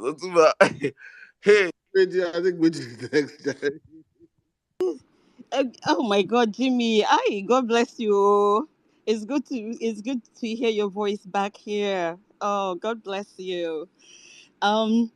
Emir, Otuba, Sizo, God bless everyone. Protocols observed. I just wanted to piggyback on what Dr. Abayomi was saying before, and Jimmy also talked about it in terms of accountability. And as Jimmy was just talking about, it's that accountability that we talk about. Now, look at what he found out on this person. Anybody that is advocating a genocide has to be a criminal. And it seems like this APC, it's like, first of all, look at Tinubu's presidential council. Just about, I went down the list of it. I had to stop because it was overwhelming. Because every single one of them, either they've committed a crime, they were probed by EFCC and somehow it just disappeared, or they have actually, they have people campaigning for them that are crooks that have been probed by the EFCC. So one way or another, it's like just an extended criminal organization. And Emir is very right when he talks about APC is a terrorist organization. One day when we go back to tweeting, we should go back to tweeting that again. To get it trending, they really are a terrorist organization. And that's why I'm not surprised this kind of a person that Jimmy found something on her so quickly. Because for you to advocate genocide, it's like you advocating genocide for your children. Because if you're Nigerian, you're Nigerian. Because when one person carries cutlass, it doesn't mean that if that person aims for one head, he might end up doing 100 heads. And your child might be one of those heads. So I don't understand why people don't understand the weight of what they're talking about. Hate is hate. And you reap what you sow. If you're sowing hate towards somebody else, you're going to reap it to yourself. Her children will never be safe now, ever. And she's dug a well over what? Over some drug dealer. That when I was growing up, my parents told me, "Wọ́n ní ọmọ àlè ló máa ń mugbó, ọmọ àlè ló máa ń ṣe cocaine." Don't talk of heroin. Those kind of a thing. There was a time in Yoruba land where if you didn't hear word, they would take you to the elders. But now the part that shocks me, and talking about this accountability, is the fact that the elders in Yoruba land, the Obas, those elders, I'm not talking about Babade Banjo, God bless him, and Pa Obasojo, God bless the two of them. I'm glad they've been outspoken. But I'm talking about the rest of them, those Obas, those ones that are driving Rolls Royce and the rest of it. What is what are they providing their communities? Is this what they want their legacy to be? Is that we will say during their time, every single one of them, there's supposed to be about 150 of them. I posted something on the Jumbotron that Tinubu was talking to the Oba of Ijebu-Ode, and he was telling him that he's the best, and there's only 3 other Obas that he can say that are good in Nigeria. The rest of them are all bad. So all of a sudden now, they've now jumped on the Tinubu wagon in 2023. After he insulted them in 2014. It's like there's some juju happening to people's memories. I don't understand. So please, please, please, please, please, let's also make these Obas accountable. Because what they are doing, they will do it. Otumba, you remember what they did um to similar tribes in Ilefe. I remember my dad telling me that people were running to Elisha, you know. In fact, even our ancestral land was, so some of your people had to come and stay on our ancestral land because of that. So I don't even want to get to that part of Tinubu's origin. That guy to me is irrelevant because I don't associate with drug dealers. So as far as I'm concerned, the guy has been irrelevant even as a candidacy. It should never have even happened. The fact that happened in Nigeria, we should all be ashamed. Period. So his own issue is just completely irrelevant. But what I'm now pointing at is this Obas. We need to set our eyes on them and ask them if this legacy is what they're leaving, is a drug dealer. Omwale. A drug dealer is Omwale. Okay? Right now, weed is legal in US, so smoking weed, and I'm in a healthcare background. That has been approved as a healthy thing. But I'm talking about cocaine and heroin. That's the one I'm talking about. It's just that Yoruba has the same word. You go for everything. They need to change that. But the one I'm talking about is this heroin. How can Obas be sitting on their throne and they're okay with Tinubu and heroin dealer? I don't. Please let me get off here because I just don't understand. I don't know. I want to the Agbaya. All of them are all. They're all money kings now. They are no longer about the people or about culture or tradition. At That's why all. Tinubu's son will be pulling the Oba of Lagos beer, and that one is looking like a dumbass. So they've bastardized everything about our culture. They've made it into. Yeah, I can't even continue. Thank you, Gweju. I think we'll go next to. Otumba, I just saw the message this Yemisi girl. This woman, she will lose her job with the kind She's of claiming she's a vet. rhetoric, She's claiming she's a vet. We need to write letters. the What's our work? the kind We need to write of letter emails to she our posted. company No, to I send even I know explanation I of what don't she's saying on Twitter. I don't the email. I go send that to you. I don't send that to Saddam too. I send it to Distinguished. I just read the phobic messages he tweeted. Oh my goodness. We need to contact our workplace. He's a virus. If they can hire She takes someone like screenshots. her. She takes screenshots. We attach it. We just craft emails and send it to our Oh workplace. my goodness. Okay, that's good. That's good. This is interesting. Okay, I'm interested in her case actually. I just saw the thing she wrote about P2B and Igbo people. Oh, it's disgusting. It is up. We don't need this in our society. We don't need this in the Nigeria we're working towards. This is absolutely uncalled for. It's it's nothing personal. I don't join your matter now. Otuba, who is speaking next?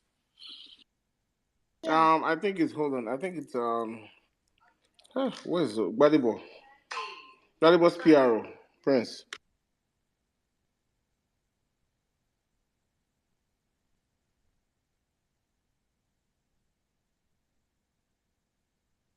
Hi, Prince Savior, are you there?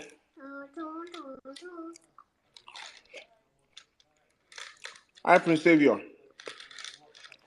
Okay. Dave, is Dave there? Dave? People don't sleep. Oh. Dave, are you there? Let lad Sheung go now. Hey, Lachon, go ahead then.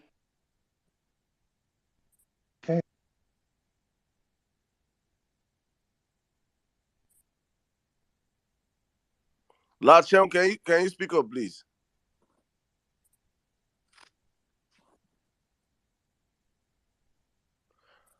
Can anybody hear me, please? I can hear Yeah, you. I can hear you. loud and Yeah, clear, yeah, man. yeah. I I can can hear hear you. you. All right, Winter, go on, please. Go on. If Winter, go on. Winter, go on. Oh, sweet, sweet. Hello, hello, guys. Hello, big family, Nigerians, everyone. Yeah. It's always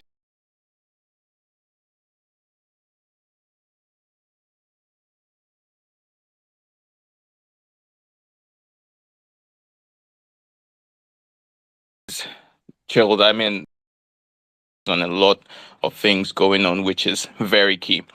But as much as we have access to things like internet and all that, and we're able to um, talk about certain things, outline a lot of differences, especially with all these issues going on presently in Nigeria. It would really be of great use if for the majority of us scatter. Just like you cannot have a plant or a tree just stick out from nowhere. It means that it started from the roots. So these grassroots are, let's say, the not so well learned, but I mean, I wouldn't use that as a general classification because over time and throughout the period of this election till when Nigeria started coming into this age of actualization, I found out that education is not what is used to judge the intelligence of someone. So but if we're going to go by that, I would say we should try our possible best to reach out to the citizens in the grassroots and educate them more, letting them know, like, the stance on what is going on presently and this whole thing concerning propaganda. Because when this war comes, they use the tool of the grassroots to fight it. They have been the one they have been using the most to accomplish. In Lagos during the election, we all saw the talks and, the criminals and people doing certain things there and there. They were not people from offices, they were not people from various jobs, they were not people who probably were engaged in something very lucrative to do. They were the grassroots people, the people who probably just hang around, literally live under less than $5 or $10 in a day, and pretty much just would do anything at all to sort their mints out. Because now this political party called APC has learned how to weaponize poverty. And that is one of the most exasperating thing that can ever happen in a country when poverty has been weaponized. It's like saying it's a situation of like saying 10 persons are stronger than 15. But normally, the more the number, the more the force. But how can 10 people be stronger than 15? That's what's going on. All right. Let me now talk properly. Let me keep that side of the accent away. Nigerians, make everybody wake up. This is generally a wake up call for all of us, regardless of our tribe, our religion, our ethnicity, whatever it is. It is obvious at first. These APC people try to come out with that concept that they are solely standing for Nigerians. But yeah, it's what you harbor in your heart, it's the content of your heart, that is what you are able to give. So over time, they started manifesting and then they started telling people and started daring people, not just people, Nigerians, that we can do anything and nothing will happen. So I believe on this stage, we have people who work in various places who have probably firsthand opportunities or connections to certain things, especially in countries where the system works. We should use that means we should use our positions of office to be more influential than how these people are carrying out their activities. That's why I actually want to commend what's her name, General Oluchi, for actually taking that right step in making sure that she gets that particular lady, or the route to how how to involve security agencies in the US to tag that particular person, that particular lady that has been spewing nothing but hatred, death, genocide, and just ethnic cleansing of a particular tribe that we don't even understand what's going on. You understand? So this is not a competition. Nigeria has never even been in a competition with anybody. We have never been in a competition with ourselves. You understand? And that was why I think, even if I'm not mistaken, literally all of us passed through that stage of youth service. I served in Maiduguri, and that even got me disowned by my parents at some point, because I just wanted to go there and see what was happening and just understand the war concerning Boko Haram. Because the first time when that bus was moving into that place, I saw "Welcome to Maiduguri" with the way the press and everything was. I thought the first thing I'll be seeing is just dead bodies everywhere outside, but it did not happen. So I went in there, was able to do my research on a lot of things, and I found out personally how that war was politicized. It first of all was like a serious thing, then it became a joke, and then it became politically inclined. You understand? So that's a topic for another day. Let's concentrate on what's on ground. So we should not allow propaganda fly in any manner or in any way. It is just so sad that now with the whole thing going on in Nigeria, it's obvious now that we have educated illiterates. Yeah, that word cannot go without the other. I'm sorry to say, or whoever it is, because I know definitely there are APC people who are also here on this stage that are listening. You people are educated illiterates. Now, I don't understand, how you try to evict a particular tribe from a certain state that primarily was once the capital, was once the like the FCT was once the capital territory of Nigeria. So are you saying, if the FCT title was mobile and today it moved from Abuja to Sokoto, you would then go and instigate the Northerners to say that the North, Abuja belongs to the North, and as such, Igbo people should leave and go back to wherever they came from, that Abuja is not? Do you know how many people have investments in the capital alone? Talk more of other places. But the thing is that they have collective amnesia. Do you understand? It's something that just rings around their head, and when they are raving mad, they don't even know that they are actually mad. They just think, oh, fine, you know what they're actually doing, or the certain things they put in place is just normal, and as such, it should apply to everybody. But go and check. These people don't even apply these things to themselves. They are calling for another tribe or another ethnic group or religion or whatnot to be wasted, but they protect their families as well. You will never see their families in the line of this stupidity or in these things that they do. Just like the lady who was making those comments on that Twitter space and saying she's having sleepless night and whatnot. No, please, that sleepless night, she will have it by force. And whoever is within the jurisdiction of wherever this lady lives should take it up with the authorities, because that kind of person, is not, if you ask me in my own opinion, that kind of person does not deserve to live. They need to be put to death. The worst type of terrorist anybody should be afraid of in this life are not the ones that carry guns and nuclear weapons and stuff and move around.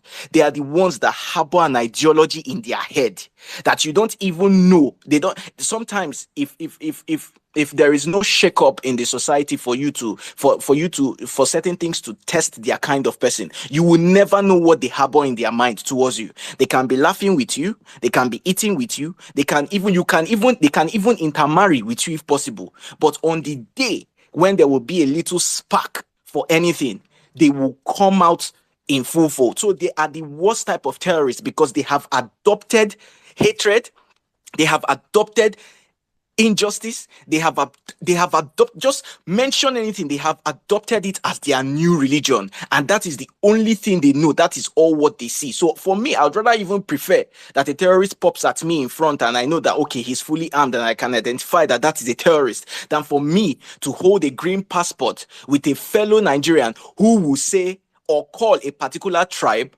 or ethnic group that have been, in fact, there was the coexistence even before the independence in 1960. So who have already been coexisting before there was an independence, to address them as those Igbo people? I don't understand.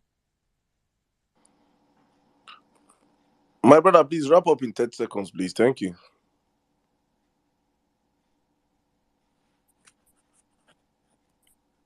Rabin, are you there? Please wrap up in 30 seconds, please. Thank you. I've been waving my hand since.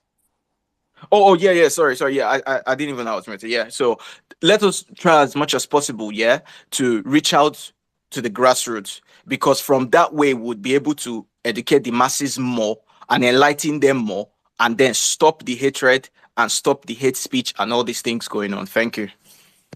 Thank you very much, my brother. Please, Thank you. Please, people, guys. if people know that where that woman works at, please let's post the email address. We want to send you see, in the US, most US companies we are big on diversity and respecting other people's races or whatever they Bro, are, or equality. So I bro. want the company. Wait, the company she's working for. We should tell them. We should ask them if this lady represents their values. I want to know something. Bro, I don't think For she's working for someone presently. I think she's a nurse. She's a professional nurse. But I Yeah, she have a has a. license number. I have a if if license if number here. if if she's if And she's she's not still active. working, if she's not working for someone, then there is an embassy, there is a government, there is an established law, and like there are just ways to get at it, honestly speaking. If she No, was in the the thing UK, is, it would have been easier to reach her in the snap of a finger. Like, it's not even that difficult. I mean, it's not easy. It's not hard to get her this time around because number, it's for a fact, right? She's a registered nurse. She's a professional nurse, and she got a license in 2009. She's She stays in New she's a Jersey. threat because if an Igbo person and she's treating an Igbo person, she can kill that person. So we need to find out what hospital she's working So at. yes, that's what now. I'm saying. Our license is still active right now, and I have a license number. Is with me here. I So can we can call it use out that if to you guys search. want. We can reverse search and find out where she works. Exactly my point. We can find her through her license number because she can easily just inject an Igbo person based on the fact that the person is an Igbo person. That's how For terrible she is. for those on the platform that don't understand what we're talking about, you guys can just listen to this, please. So long that we are not even challenging. To say that I'm not hungry is I'm just kidding myself. I've not been able to sleep. I've not been able to do anything. I've been awake all morning and I'm still going to work today.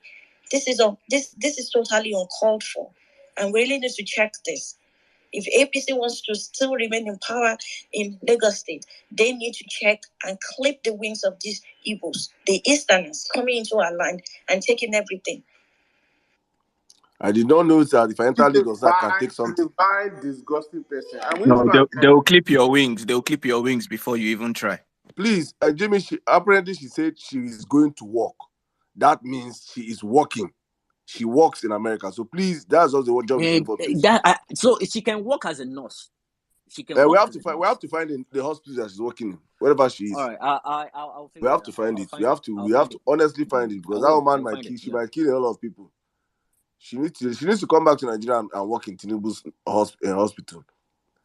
So we now know. We now let's have some sanity. Honestly, it's crazy. It's crazy.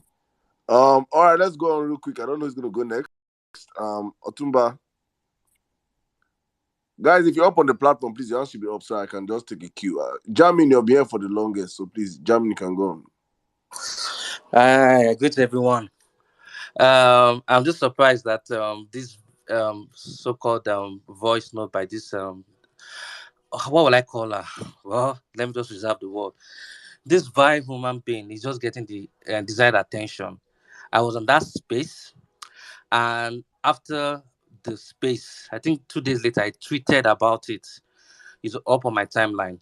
I tweeted about it. That was just basically just after the presidential election, and because of how we gave them to during the presidential election, this babe went on a tyrant on that space. I was basically telling everybody on that space, the APC sympathizers, that they should go on and clip the wings of the Igbos if they don't want to lose Lagos State to Labour Party.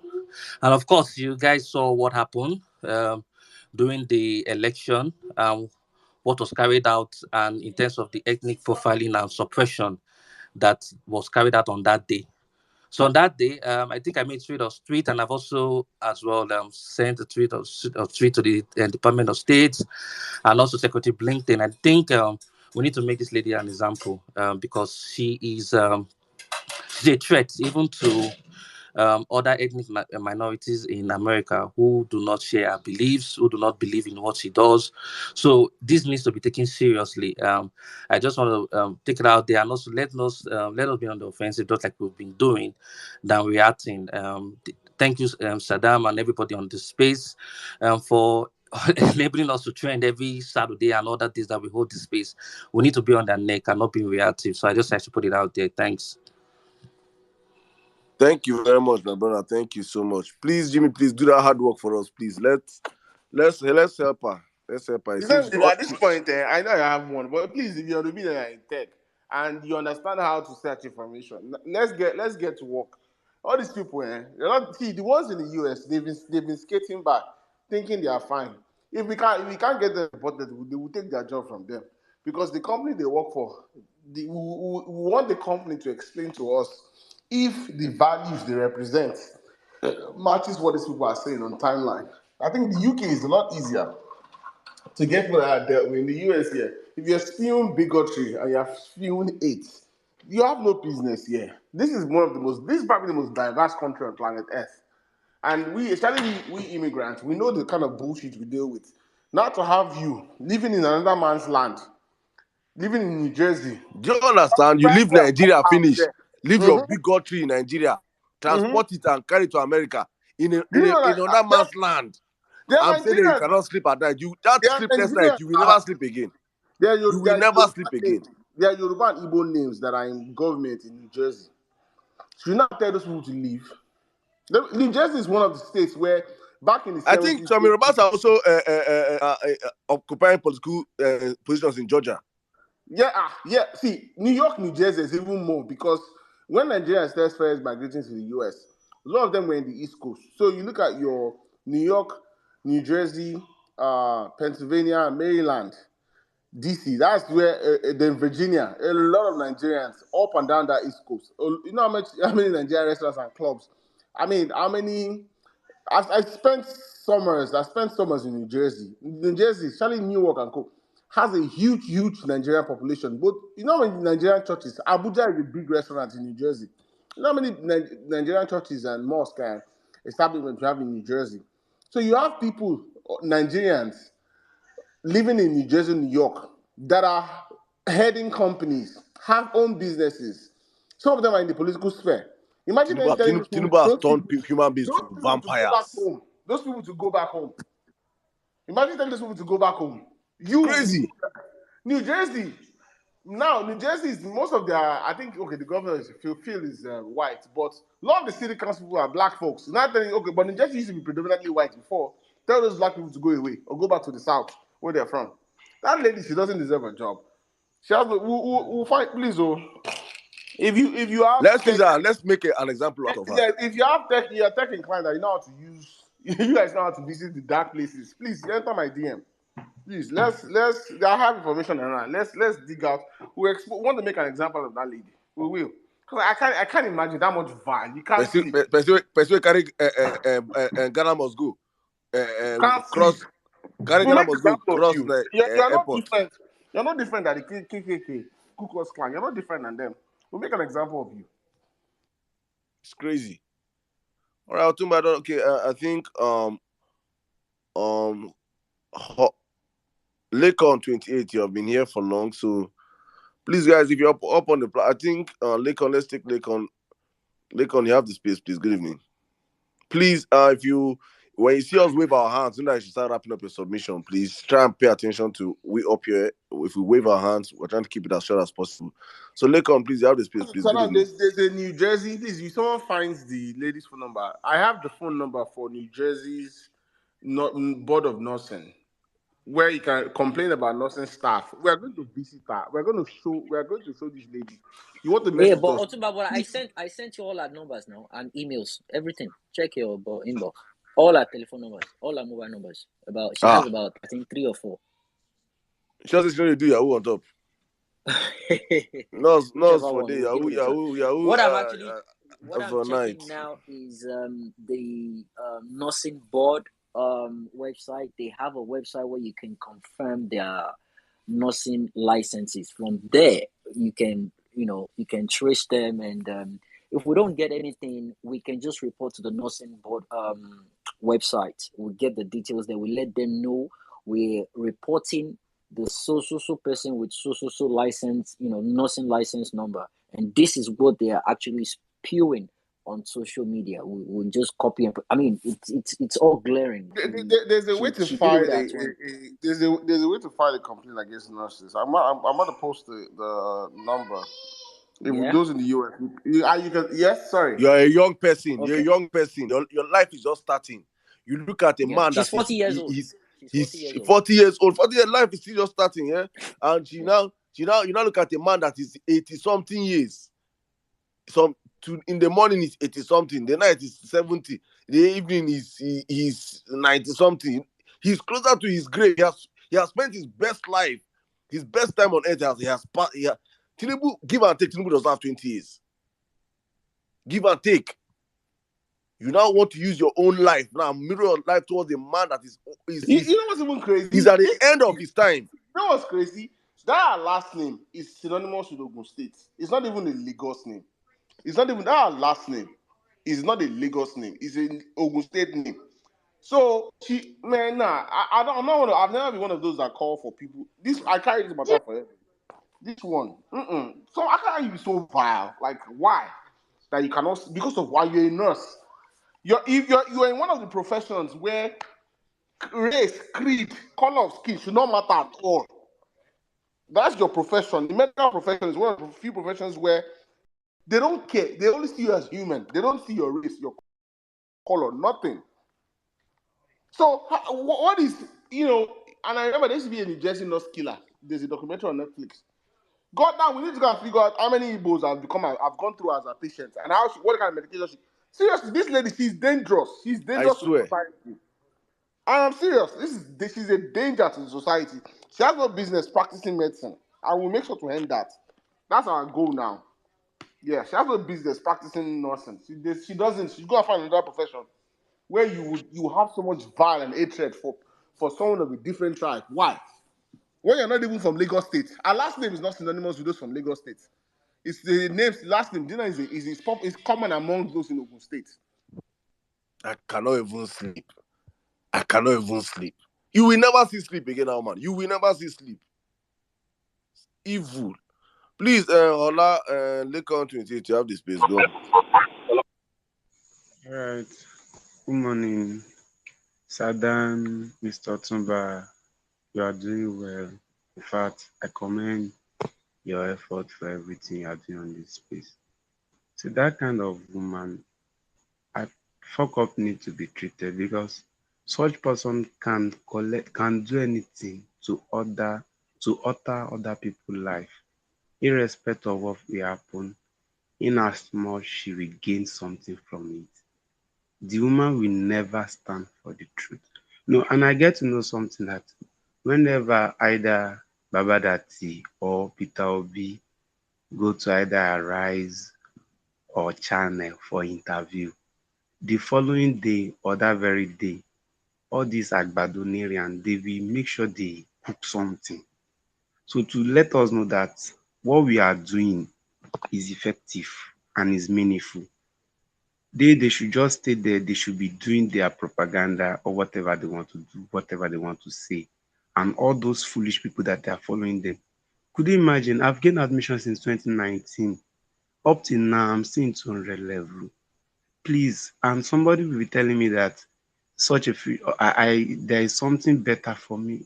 We need, although we think differently, and to some of these people that are following them, I see that they are eating from that nonsense. Like somebody was saying that for every bomb blast in this country, somebody has made millions of naira, which is true. So from anything that happens in this nation, whether good or bad, some people are making from it. But we need to stand our ground and know we are tired because it is not everybody that will not be faithful. So please, let something be done about that woman. Honestly, I saw her tweet. I was reading from General Oluchi. I was like, what happened? Everybody know that what this man did is wrong. But some people that are so daft, they don't have any thinking faculty and they are still supporting him. This thing has even caused a lot of fight in my school with my friends because how on earth will you come to me and be telling me that Ogbeni, I'm a Yoruba guy, fine. But even though if I'm a Yoruba guy, I have a future to live. These people will do anything. If anything happens, they run away. They will leave us a mess here, which it shouldn't be. So if anybody did nonsense, let the mess be treated, please. So that's all I have to say. Thank you. I commend your effort. You guys are really trying, Thank you despite. very much. Thank you, my brother. I just say let me. I got this information. Say it skipped me, but and that you guys they posted yesterday. Sorry, please, if you can mute the popular Igwe video that APC leaked yesterday. The False Igwe in propaganda of Lagos, abi. yesterday. The Igwe in You Lagos. know, yeah, I made a tweet yesterday and I saw. I also see this guy. It's 100%. I'm certain that he works for APC. Apparently, obedient. Jimmy. Oh, was that the one that promised them to deliver Igbo votes in Lagos, abi? For APC. Naim now. Naim. Sanwo-Olu boys already. Sanwo-Olu don't tweet about him. Boys don't tweet about him since 2019. Make I read it. You say yesterday, His Imperial Majesty Eze Fred Wajagu, also the Eze Ndibo of Oshodi, Isolo, and Ajao Estate Kingdom, came with his chiefs to the campaign office and promised that Igbos in Oshodi Isolo will vote massively for APC. So you see, when these people come out, these guys they're not, I say this all the time, they are not creative, they are not, if I use wise is too big a word. They are not sound, there's nothing upstairs. Honestly, just people, the unfortunate set of people that just started using Jack's Elon Musk Twitter with us. They don't know that even to lie, you can just quickly search your own Twitter and find and try and clear off your history. Sorry, Saddam. Person don't send me a workplace. It's on the Jumbotron. Aya Matanga. Aya Matanga. Aya Matanga. Let us go and visit them, man. What we're going to do is we're going to find. So this is what we do. You type the name of the company on Google. It's very easy. They typically have a contact page. So or they have email addresses or phone numbers. So we're going to take clips of the screenshot of the things she said. The audio record is also basically saying, you know what? I will go. Let me go draft something up. I'll put it on the Robotron. Let me draft it up. I'm coming. Please do. Meanwhile, let's take other speakers. Please mute your mic if you come up here. If you're not called to speak, please don't unmute your mic and speak, please. Thank you. All right. Mr. SIM card, your good evening, please. You have the space, please. 4 minutes. Thank you, sir.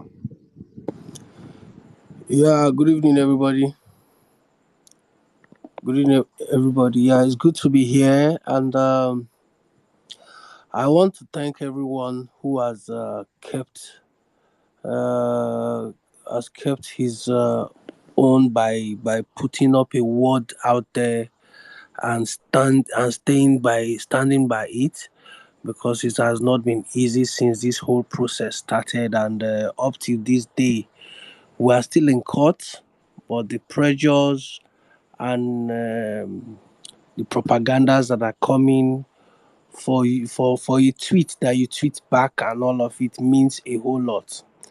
We are all in this because of what Peter Obi Dati, the things Peter Obi said during campaign were the things that kept us and are still keeping us.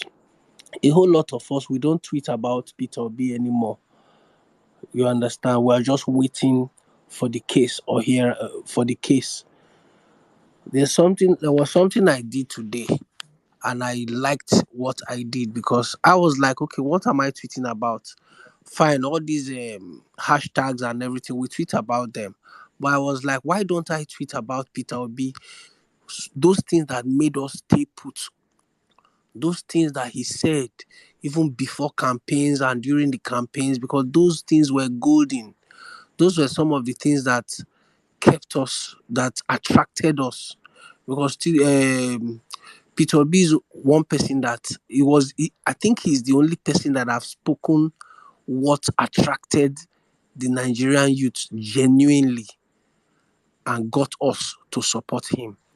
So I was like, okay, I was going to tweet one or two of his videos and see the outcome. And when I tweeted it, at least I saw people's response, and they really liked it. So what I'm about saying now is, even if you don't have to tweet about anything, get a Peter B old video and just tweet. Just say a tweet. Just say a tweet. Make a thread about some of the things he said that kept you on this struggle and still holding you down. Just tweet something about him, because sometimes you might not want to tweet about the hashtags that are trending and all of it, but just tweet something about Peter B. Just tweet something about Dati. It's very, very important. Every day a tweet about Peter B and Dati goes a long way, one way or the other. Even if you say Peter B is coming, that is enough. But just ensure to tweet something about Peter B on a daily. You understand? That is what I really want to say, because besides the propaganda they've promised and all of it, if you have Peter B flying on this Twitter every day, to a large extent, it will go a long way. It will go a long way. It's going to reawaken that fire that woke us up, that gathered us all. If we can say, okay, this because when Twitter Peter B was saying all these things, it was like a lot of us were like, this is a Martin Luther King, or who is this guy? Where is he from? We overlooked his tribe, where he's from, and everything. Now we're like, okay, this is the Messiah. This is the man that can take us to the new Nigeria, the Nigeria of our dreams. We had that belief because of the things he said. He said the right things to us. So now he can't be saying those things on a daily again. So if we can post those things and make it fresh again, it's going to reignite that fire that was there before. I think it's going to reignite that fire and make us, the zeal is going to be up again. So I want to hear the mic, because I just woke up from sleep and jumped on this, but I think this is what I've had in mind to say all along, and I want to say thank you so much, Saddam, for what you do. Otumba, Sizu, Jimmy, everybody. I want to say thank you for what you do. Keep doing what you do, and we on this end will keep supporting. God bless you guys. Thank you very much, my brother. Thank you so much. Thank you for the kind words. Thank you for what you do too. All right, let's move on real quick. Dr. Haruna, you have the space, please. 4 minutes, please. Thank you. Yeah, good morning, Emir Saddam Wait, sorry. Mutumba. So, wait, sorry, people. So, there's an email template. All you just need to do is there's an email address in that picture. Just copy this email, what I just wrote, and you can also attach screenshots of those tweets she has been sending, or whatever tweets she's made, or those recordings. Attach it to that email, and let's send it off. Let's give her something to worry about on Monday morning. Thank you. Sorry, go ahead.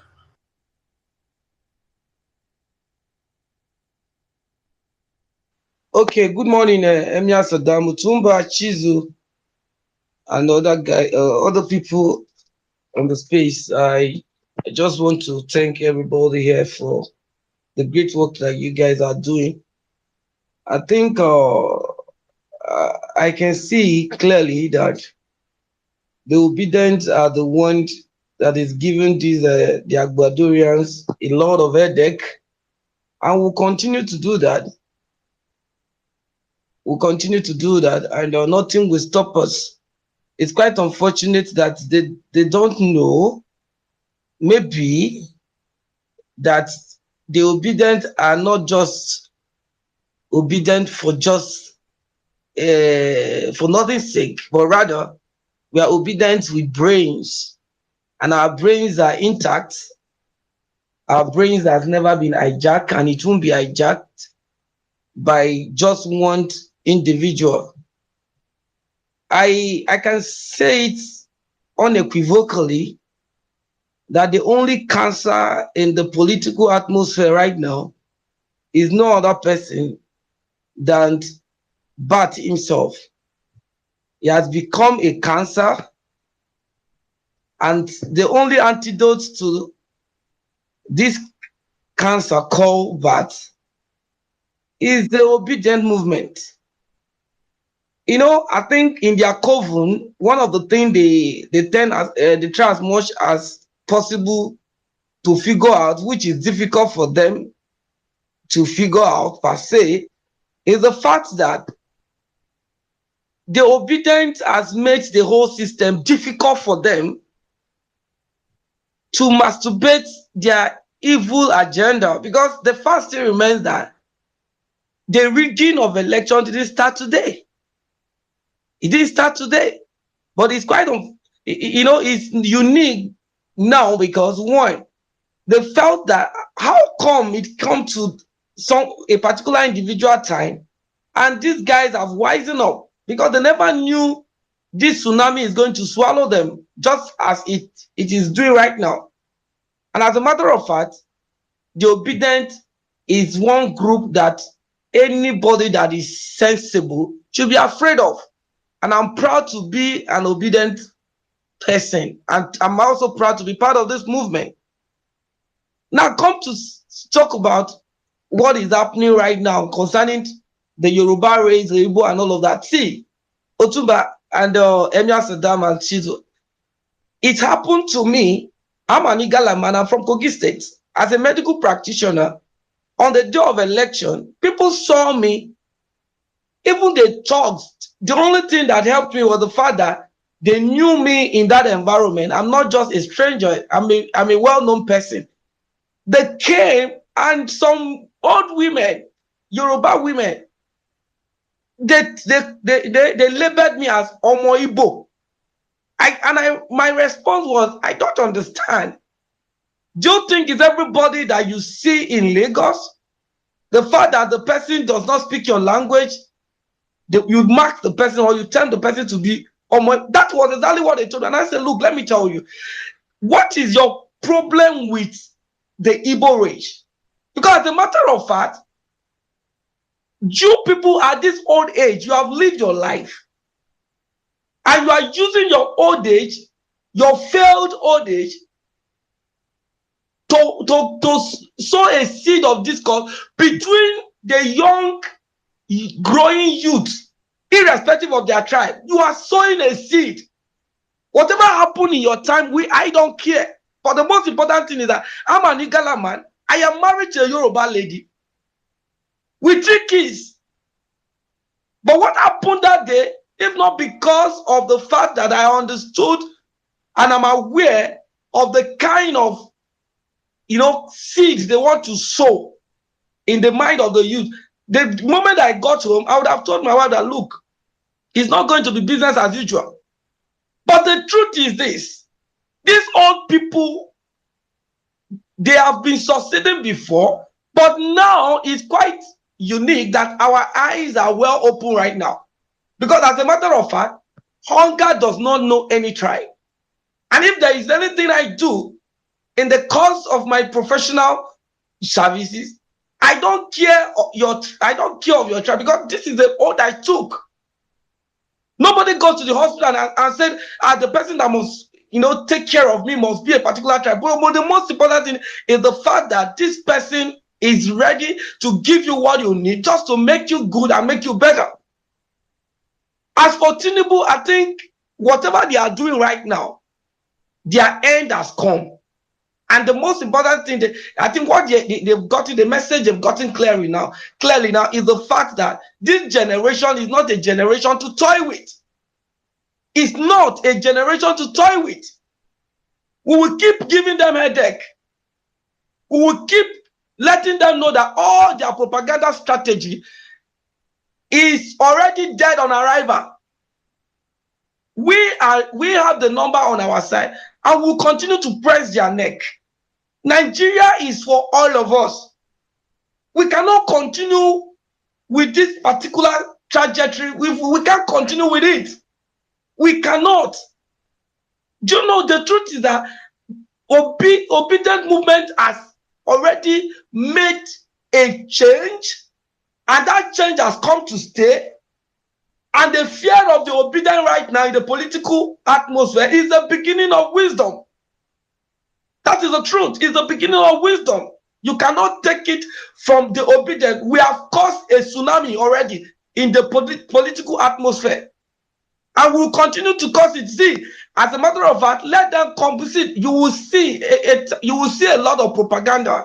They will come with it, but we will continue to tackle them and deal with it as it comes.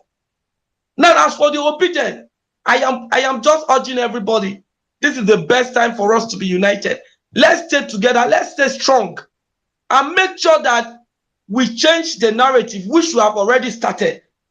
And we can only be stronger together. And we are going to dismantle the corrupt political system that has been planted by some microscopic evil ones. Thank you, guys, and God bless you. Thank you very much, Dr. Aruna. Thank you. Always energetic when you speak. Thank you. Guys, I just want to use this moment to appreciate each and every one of you on this platform. I get DMs. People are excited when they see the trend. Somebody just sent me pictures and said, Saddam, I'm so happy seeing this trend. Tinubu, leave Yorubas alone. I just want us to understand how powerful we are as a people here. When we put our mind to something, we can get it done. Please do not underestimate the power we yield as a people, as a movement on this platform. Thank you guys for always. I know most time we tell somebody, let's trend something. It takes a whole lot to tweet, but you guys have over time, we have been consistent for the past 9 months. We have created trends, we have held trends, we have come out on the platform like this, and in hours we are trending number 1. Guys, God bless you all. Take your flowers. Thank you for always. When we do, I think for me it gives me and the team, it gives us the chance to always go for more and say, okay, yes, we could trend this tomorrow, we could trend something else. So please keep tweeting Tinubu, leave Yorubas alone. I think that should be a general trend that should keep going on. Keep tweeting it tomorrow till Tuesday. Let's keep on the trend map as long as possible. And when you do that, when people go on the hashtag, they can understand that there was a conversation that created that trend. Thank you guys one more time. Thank you. All right, I don't know who's going to go next. Please, guys, if you're up here and you want to speak, your hands should be up. If not, I have to drop you, please. Thank you very much. All right, Gaboni, you came and you fell off, so I think I'm going to start with you. Let me allow you. I know your Thank you, my brother Saddam. Network just pushing me out. Thank you for giving me the opportunity to speak again. It's been a while. I've been losing my account, but I thank God I'm back. Twitter restored it back for me. Sincerely, I really want to appreciate everybody here, because we actually don't know what we are doing. No, not that we don't know what we're doing. We don't know the extent to how powerful what we are doing is, because we're literally at war right now in this country. I don't know if I'll call it a Cold War or a war for the survival of this country, because, why some people who for their selfish reason want the country to be the way they want it to be, we on the other side, we want the country to be better for the benefit of the poor, because of what we've heard our principals say, what we've heard him speak. The last time I came up here, I was listening to Mommy Bolanle, and the way she spoke then, how powerful she spoke, I was like, because I was like, this is the energy, this is the energy we need, mostly from the Yorubas, because I think it's high time that the Yorubas themselves, they stand up to this man, because Bola Tinubu is trying to write a kind of, or what I say is trying to put a kind of mark on the Yoruba race that might not leave them for a long time. He's trying to put a kind of, a kind of tag on the Yoruba race that is not right, that is not actually the tag of the Yorubas, but he's trying to put that tag on them so that people will start seeing this tribe as in this particular way, as opposed to who they actually are.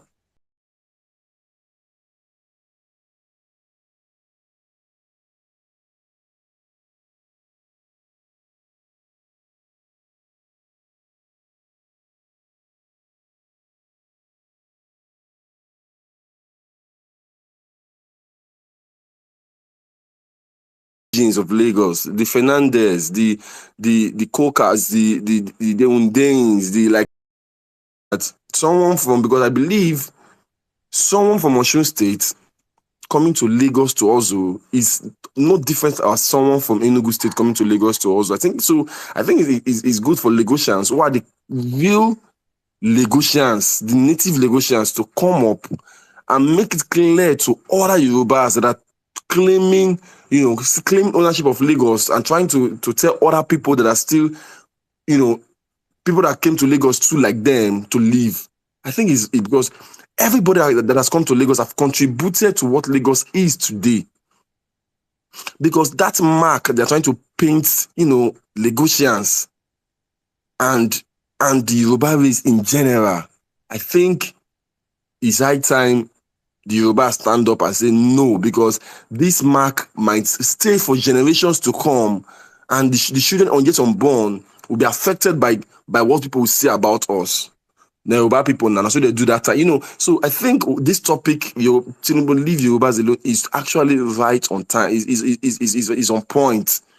Sometimes the kind of topics we treat here, sometimes it's just like they come from inspiration and they come from actually what at every point in time we need to discuss.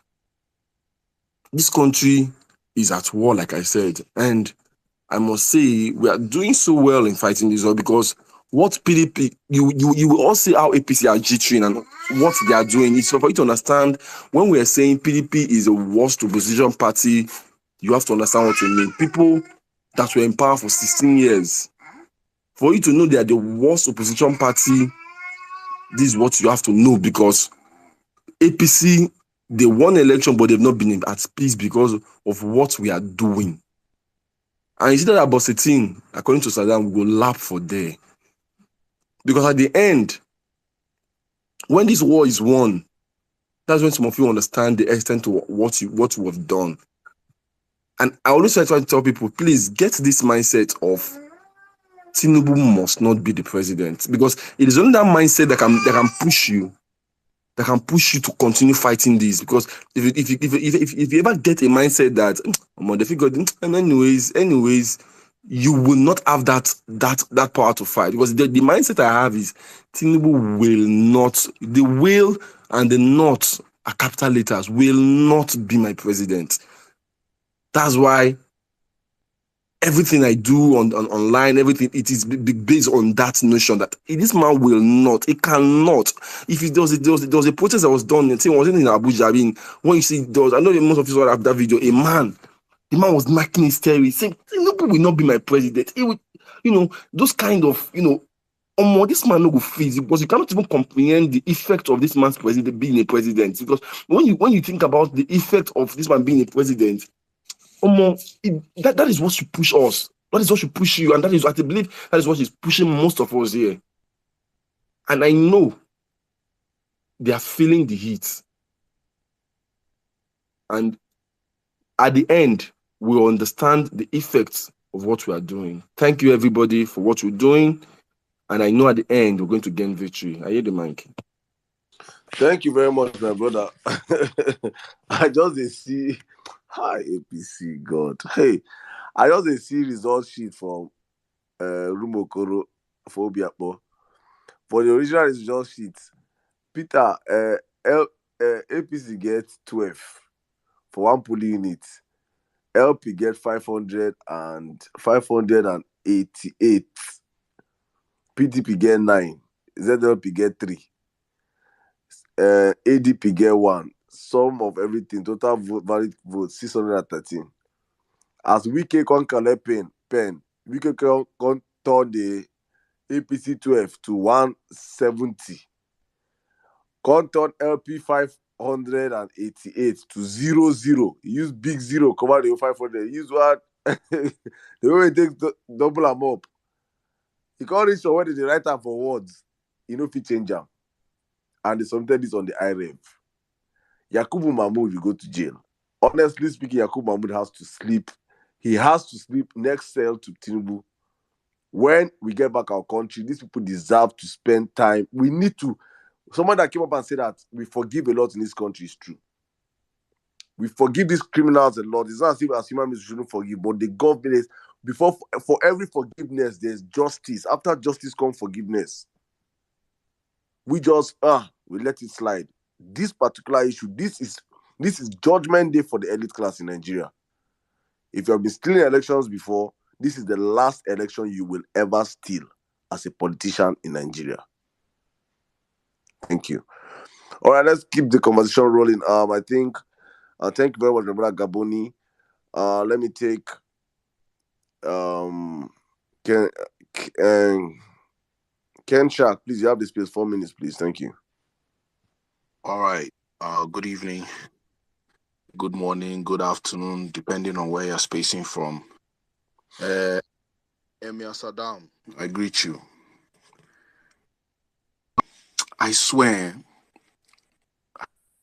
last year, right, after going on Clubhouse for a while, I said to myself, it's either the worst Nigerians live abroad. It's like the worst people among us, they live abroad. Or living abroad will bring out the worst or the best in you. Because when you hear the things that some people were saying, when you hear I cannot even repeat some of the things when they were spreading bigotry. In fact, it's almost like maybe some of the ideas came from those people. You know, the Baptists on there. So, like after the presidential election, I went on Clubhouse again, and then they had a room and they were saying these things. There was one guy that was saying, "It is time to be a tribalist. I am a proud Yoruba tribalist," and all that kind of stuff. And then I put my hand up, got the mic, and then I said to them, see, I was speaking, I was trying to speak some sense to them. Then I said the words, "You are letting your tribe down." Everybody that had a mic they lost their heads. Everybody unmuted their mics and started cursing me because they knew it was true. This thing. I was like, surely you cannot tell me that you cannot get Sanwo-Olu re-elected. You don't have points to get him re-elected apart from this tribal thing. Surely, like, we can't we do better than letting the conversation descend to this level? They were saying this man he's not an Igbo man, blah blah. He's not a Yoruba man, blah blah blah. All sorts of things. And I said, let me tell you people something. We have great respect for you from where I'm from. We respect you. Once a Yoruba person is there, we respect you guys. You guys are so learned. You are so. But this thing you guys are doing, you are letting your tribe down. Everybody lost their minds. Please, Ken Shark, I want you to please tell people, where are you from? I'm from Plateau. I'm from Jos. Thank you. So I know why I asked you, because I want my Yoruba brothers to understand something. I said, you probably were not here on the space when I made my submission. I said the eyes people are seeing APC Southwest treat the Igbos is exactly the eyes the Northerners are seeing. The minority tribes in Nigeria, of which in Plateau State, if I'm not mistaken, Ken Shark, I think we have over 40 tribes in Plateau State, right? More than, yes. More than 40 different tribes in Plateau State. Yes. So we have 17 local governments. Each one has at least two tribes. Two different tribes, yeah. 2 or 3 in different local governments. So a man from that's why I just wanted you to speak, so these people can know that. And when we say these things, people don't understand. You might look at it like you're doing Igbo man. You're not doing Igbo man, you're doing yourself. Because every other person in Nigeria is looking at you with that prism. And that's why I'm very, very big on the Yoruba tribe, because I know Yoruba friends. My brothers up here are Yorubas. I have been dealing with Yorubas for a very long time. So, and I know Tinubu do not represent these people, and they are angry. So I love the fact that we have to shape this space this way so that Yorubas can come up here and use their mouth and speak. and denounce themselves, because the moment it is southwestern APC bigots that run the narrative for the Yoruba tribe, honestly speaking, in the next 10 years, in fact, as it sounds right now like this, a whole lot of Nigerians are not speaking. All these other tribes are watching and saying, that's who Yoruba people be. Exactly. Not knowing that this is not who the Yorubas are. Exactly. Especially the young ones who this is their first experience, you know, and but he's painting a whole new narrative. There will be Nigerians now, there will be young Nigerians now that this is all they will remember. It's very sad. Anyway, the main crux of my submission today is I've been thinking since I saw uh Peter Obi's, petition. I was thinking, what can make us win? What can what is the solid thing? What's the solid argument that we have? And to me, like it just occurred to me that there's one thing that you cannot survive. It's not even an election issue. There's one thing. My brother N6 is in N6. You did there? Go on. He's Okay. busy at the bottom, but he's here. I want to ask you a question. I'm sure, Emir Saddam, you might remember this. What do Salisu Buhari, Evans Ewerem, Kemi Adeosun, what do they have in common? Do you remember? These three people are people who had to leave their political offices because they falsified certificates. There's something somebody said to me when I Yes. brought this up. Salis Buhari, that's the Toronto man, right? Exactly. Salisu Buhari, that's the first speaker. Speaker, yes. Toronto now, They fought Toronto, in public. Canada. He forged a Exactly. fake certificate in Toronto, yeah. Good. No matter as bad as Nigeria is, there's something you cannot survive, and it's falsification of certificate. Now, someone brought it up to me that how come Buhari survived? We can't prove that Buhari's certificate is false, but Tinubu's certificate, his Chicago certificate, there's pure proof that it is a fake certificate. I think that is the biggest that's the biggest bomb we have in our arsenal, and I think we should be creating hashtags on that one. My brother Ken Shark, don't see let me tell you something, my brother. Don't worry yourself. See, let us finish with this drug dealer first. You see for you now like this now, if you meet Dati will tell you that the biggest thing to hold Buhari to him is 25%. Yes. So that's why I said our the 5 point case we're bringing before Buhari and before Tinubu cannot escape one. Even the worst judge, he cannot escape one. See, why you see all this propaganda, why they're doing all these things, because his lawyers have seen it. They have told him, Baba, you cannot escape one. So you see how the certificate is to you, and you know how powerful that person is. We never even thought certificate part, but continue. Yeah, no, see, but that was the main thing on my this thing. I was like, this certificate thing, people know the survivor for Nigeria. So for me, I will just, since you said we'll get there, fine. That is the one I'm waiting for.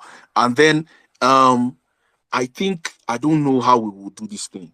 If some of us who are media inclined, me in a mass comm I study, if we can come together and start putting, start having discussions on the videos or the like, we need to get organized, because these people, this propaganda that they're bringing up, it's going to be a flood.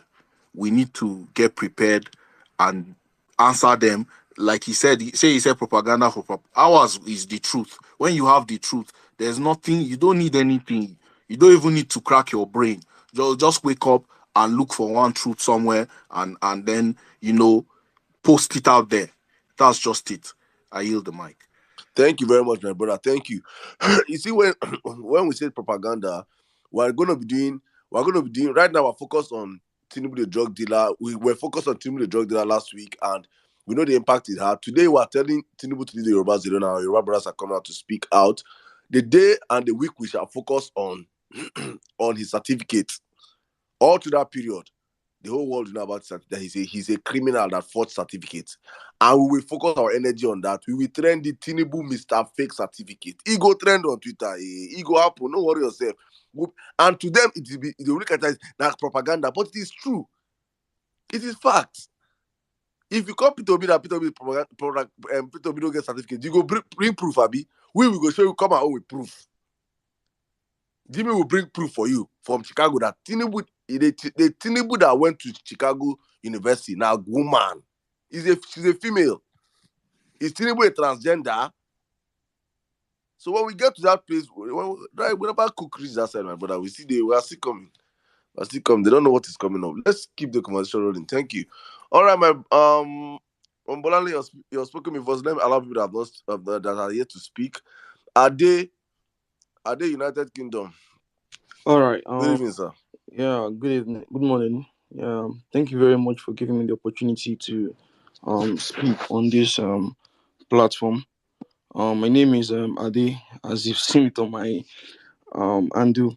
All right. So I'll go straight to the point. I stay in Coventry in England. Yeah. Now this is the thing. As of last year, I have so many friends, but I don't like asking people of their tribe of where you from and the rest, because while I was in Nigeria, I had every single human as my own party or as my own person from every tribe, and I really thank God for that opportunity for giving me that space to meet people from different places and different races. So now this is the thing. Over here in the UK, we all know that we have so many Yorubas. We have so many Yorubas here in the UK. In short, when you meet any black man anywhere, when you say Oga, wetin be your name, the first thing you go hear probably na Ogunye. Me some you just hear straight up is Yoruba name. I have a friend I worked with. He's an Igbo boy, Chooks, in Coventry. Yeah, the guy told me he's lived all his life in London. They gave birth to him here in London. And since he came to Leicester was the very first time he met a Yoruba person. All his life in London, he never see just one Igbo man. It's not as if the Igbos are not there or every other tribes are not there, but you tend to see most of the Yorubas here. And I like what the person that just finished speaking now, he said it's like this bigotry stuff is something that is being planted by those people here in diaspora. And it's the truth. Every single Yoruba I've met here, like 90%, I'm a Yoruba guy. I'm from Oyo. My dad has 4x4 tribal mark on his cheek. Every single Yoruba I've met here, all of them are all standing for bat. I'm telling you the fact, like at least 80% of them are all standing for bat. They will tell you, our bat lanche. And I'm like, it's like there's a club. Like we need to really find out what these people are doing, because I feel there's a club, because there's something they are benefiting. You can't just tell me you see a man like Bat, like you know everything about him is force, you know everything about him is disgrace, you know everything about him is lies, and you're standing with him. Like there's something these people are really like earning, and nobody's even talking about it. Because I don't know, it's like there's somebody they are shipping the billions from and sharing it on a low or something. I don't even really know. Like you see young guys in their 20s, early or late 20s, early 30s, early 40s. These like bright minds studying medicine, studying big engineering courses, and you tell me you're supporting Bat. Like in what way? Like I don't take favor you and your family. People are dying in Lagos, people are dying in Nigeria. And you are telling me you're standing with a man that is causing the commotion in the country. Now, and another big reason that I think most of us know the reason, and one of the big reasons you see these people are actually standing with Bat, trust me, is because of the exchange rate. That is the number one thing most Nigerians here in the UK are standing with Bat. Forget about the Yoruba stuff, or most of the Yorubas, I tell you the fact. Now, the reason why they stand with Bat that way, because they don't say See, I don't know if some of you saw the tweet. I think Article actually deleted that tweet on his Twitter space. He said in 2019 when he was campaigning, he said he is going to undo the administration part of the government. Why Peter Obi as his vice president is going to undo the economic part of the country. I beg, I want to ask now one question. No, waiting we take the rate country. I beg, shey na administration abi na economy? No be economy we take the rate country.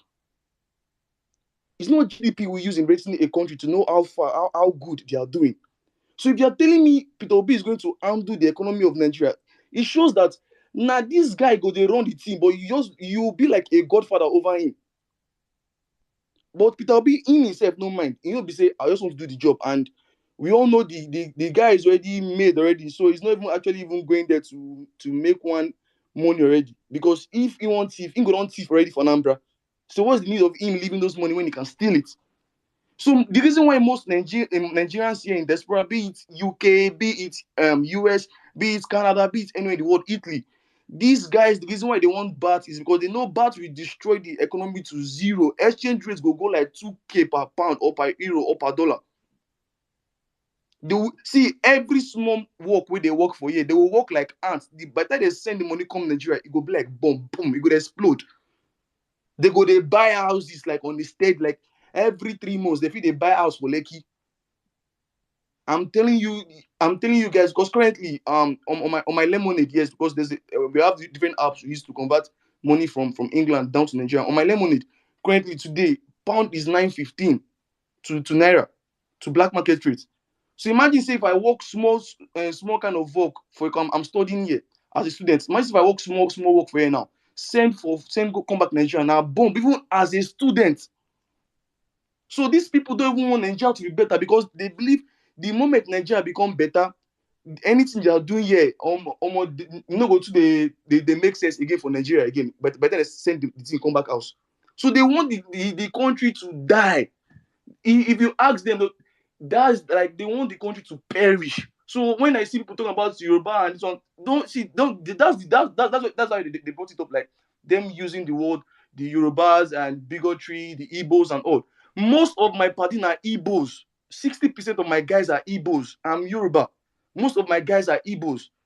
They speak Igbo language small. So when you see them using the word Yorubas, see it's for their selfish interest.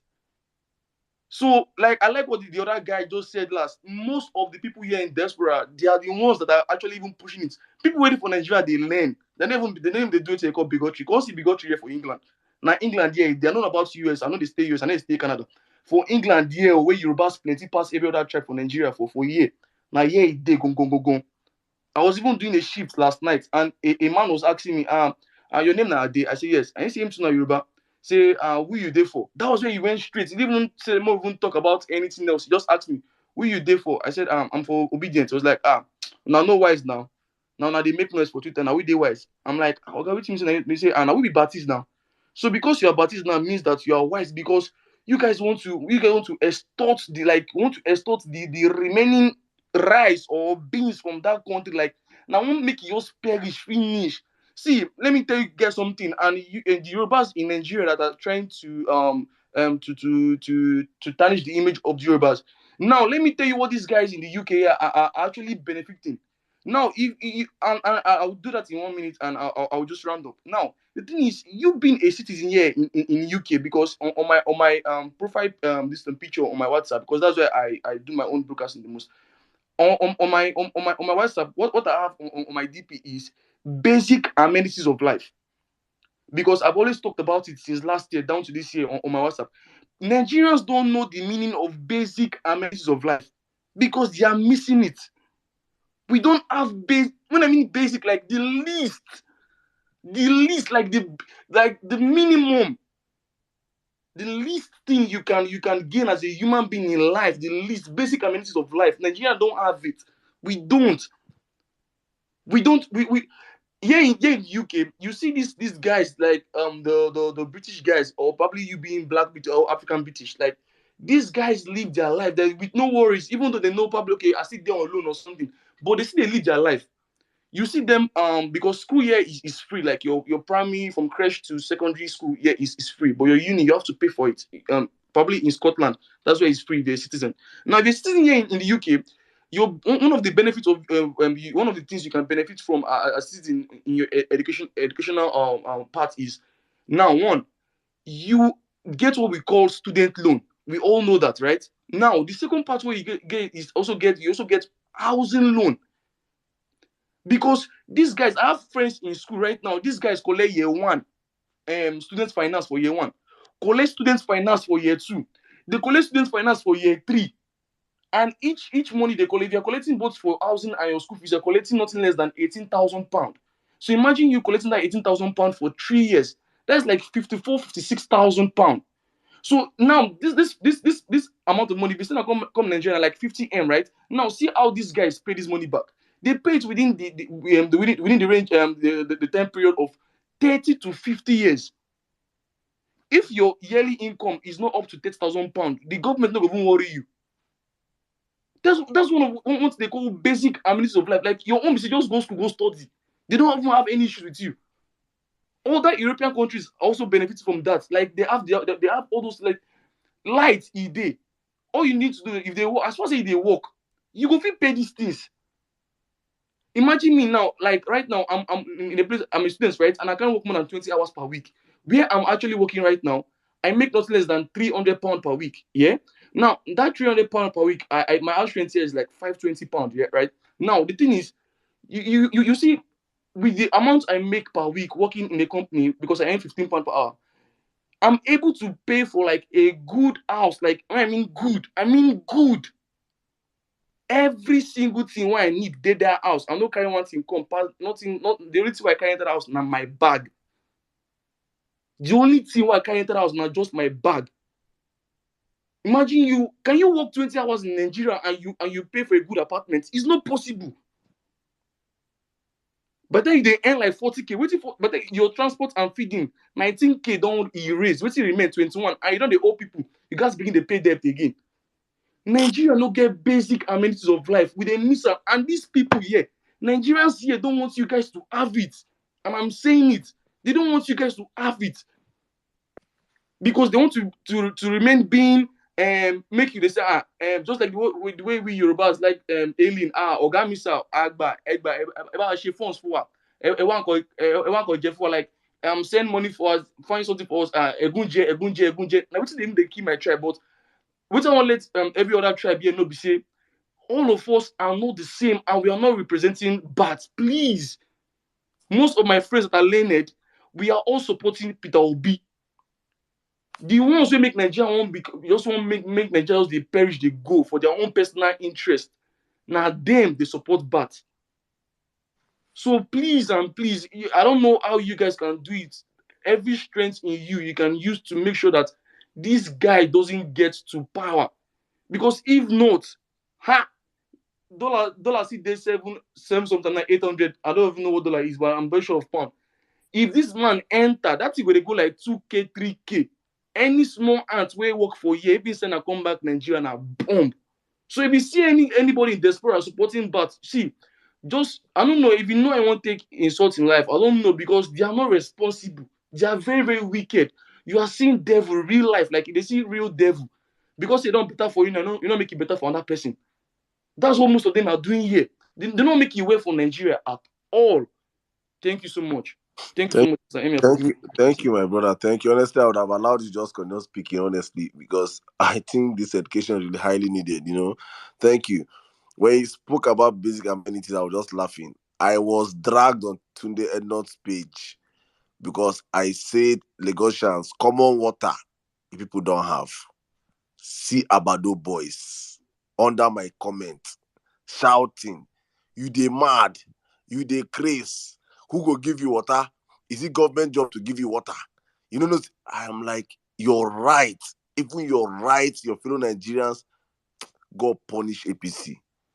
APC, you, all of you not go live well. Now you people will die like you will die like dogs in the streets. You know, feel better for now. You've done so much harm to the psyche and to the well-being of Nigerians. Water, common water, maybe basic amenities, they don't even know that it is their right. You defend people. Look at your blue rain. I've never in my life seen where human being they push train. I have never in my life human beings they push train. Ha! My God. My brother, Sorry, Shiloh. Saddam. Ah. Guys, I said earlier on the picture someone posted about school year of pictures of Tinubu colleagues. We then go university together. I just posted it. I just made the tweet now. I put it on the Jumbotron. I searched for every single one of them and I reached out to them. They know Sabi Tinubu. They know Sabian. Two of them are dead. One died in 1985, and when that person died, she was 90. Hey! See.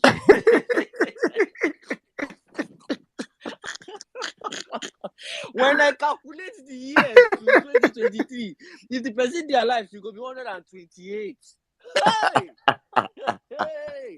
Jesus! Hey! Is he when they test that man ancestor? When that's an ancestor, that is that man is 5 Bro, generations old. Tinubu, If they he ride reach one, on Rex. He ride on dinosaur Rex. They go doing things. if you check that man age, that man will be like 113 years. 113 years, yeah. He knows as in the back bend, in spinal cord, everything don't calcify. He don't, you know, say when they grow up, they talk about evolution. How man evolve from monkey to human. Did you know they evolve enter the next phase of hey, God have mercy. God have mercy. Bro, then change the name, Then change the name for the school year picture. The name for the school year picture now Bola A. Then the surname now Thuby. Thuby.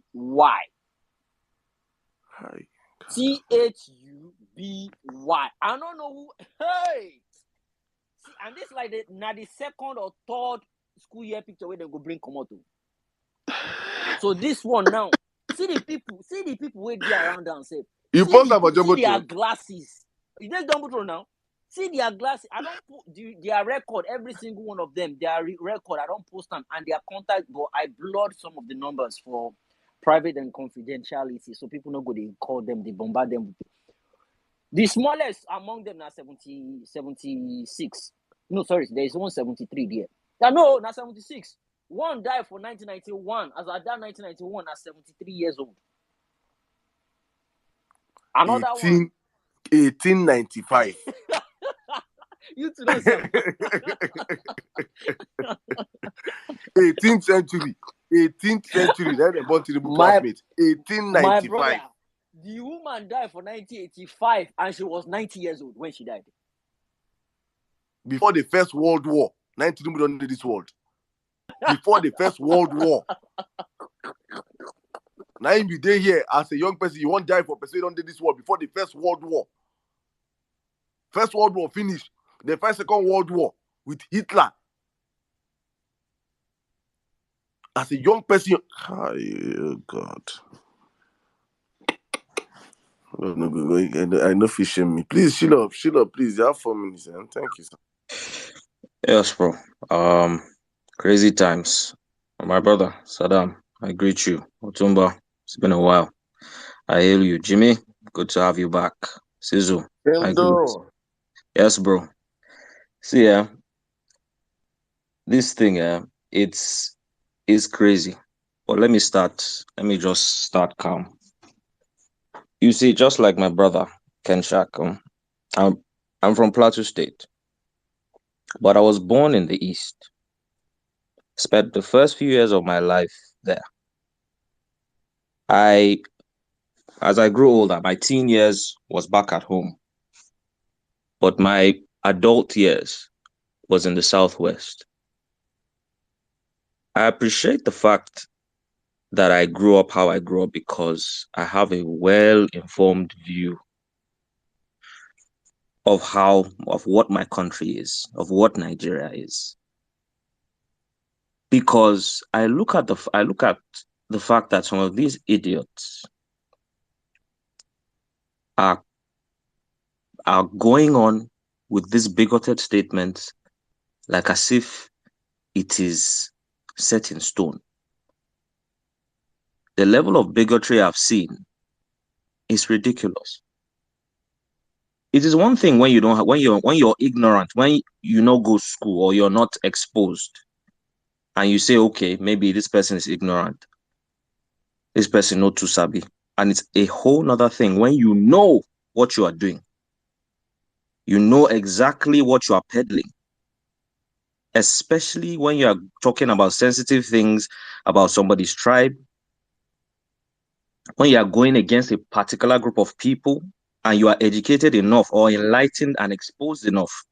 Because nobody like say everybody goes school. It's not. It doesn't mean that everybody that went to school is intelligent. This is why what we're doing is important. Because Tinubu is a cautionary tale that we must keep telling ourselves. As a nation, as a country, Tinubu is a cautionary tale that we have to keep reminding ourselves. Let me tell you why.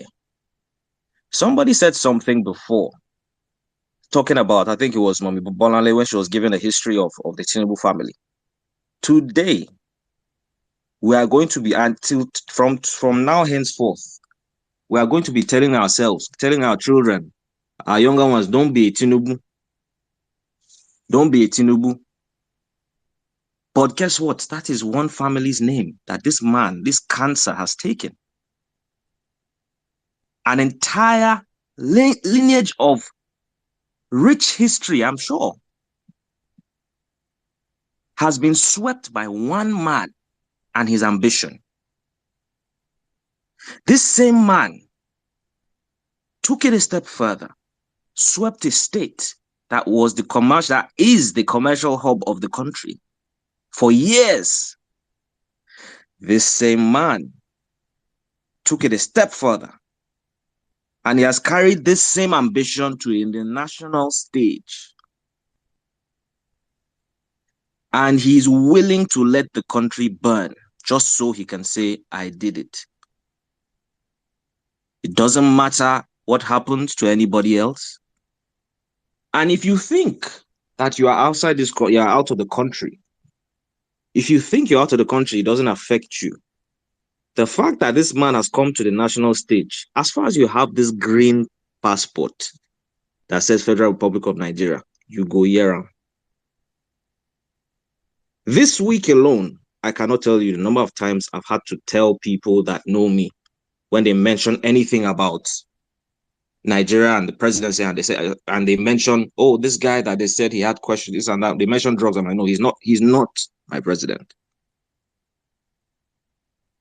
This is the rhetoric that people outside are dealing with. So if you think it's not affecting you, think again. One man's ambition is putting an entire tribe with rich history at risk, in jeopardy. A tribe that has been known to influence other major tribes in different other groups in different parts of the world, be it South America, be it the US, be it wherever, is held to ransom because of one man's ambition. And this man does not have any plan other than I did it. This is why what everybody is doing is important. And I want to I'll keep commending obedience. I will keep commending every single person because it has not been an easy couple of weeks. It has not. They got us. They got us. It's like a gut punch. They gave us a good gut punch with that 25th. But guess what? If you follow boxing, you know there's always a counter punch. You can hit somebody, but once the person recovers, and the person is facing you, that counterpunch is something you will not see coming. And that's exactly where we are. That is why these people are surviving. They are surviving. They are trying to survive till 29th May. That is why they are coming up with all these things. Because we have them on the ropes. All they are doing, and all they will do from now till whenever this sham ends, is fight to survive. Because the foundations upon which they claim to come to power is faulty, because there's too much evidence. That is why they are trying to carry the narrative. And this is another thing that I want to commend Obedience for. Within a couple of hours, when they came out with this plain thing, we shut it down. You see, the first thing every Obedient has to do and continue to do is continue fighting and winning that battle of the mind. Because it is very easy. Let me tell you why it's very important to make sure we keep making sure, reminding ourselves what happened and why it is wrong. You remember the Dapchi girls kidnapped and the Chibok girls kidnapped.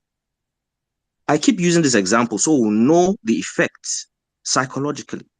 A mother, after about 1 or 2 years on, they were interviewing her, and she said at that point, she was even doubting if she ever had a daughter, because she doesn't know what exactly is happening.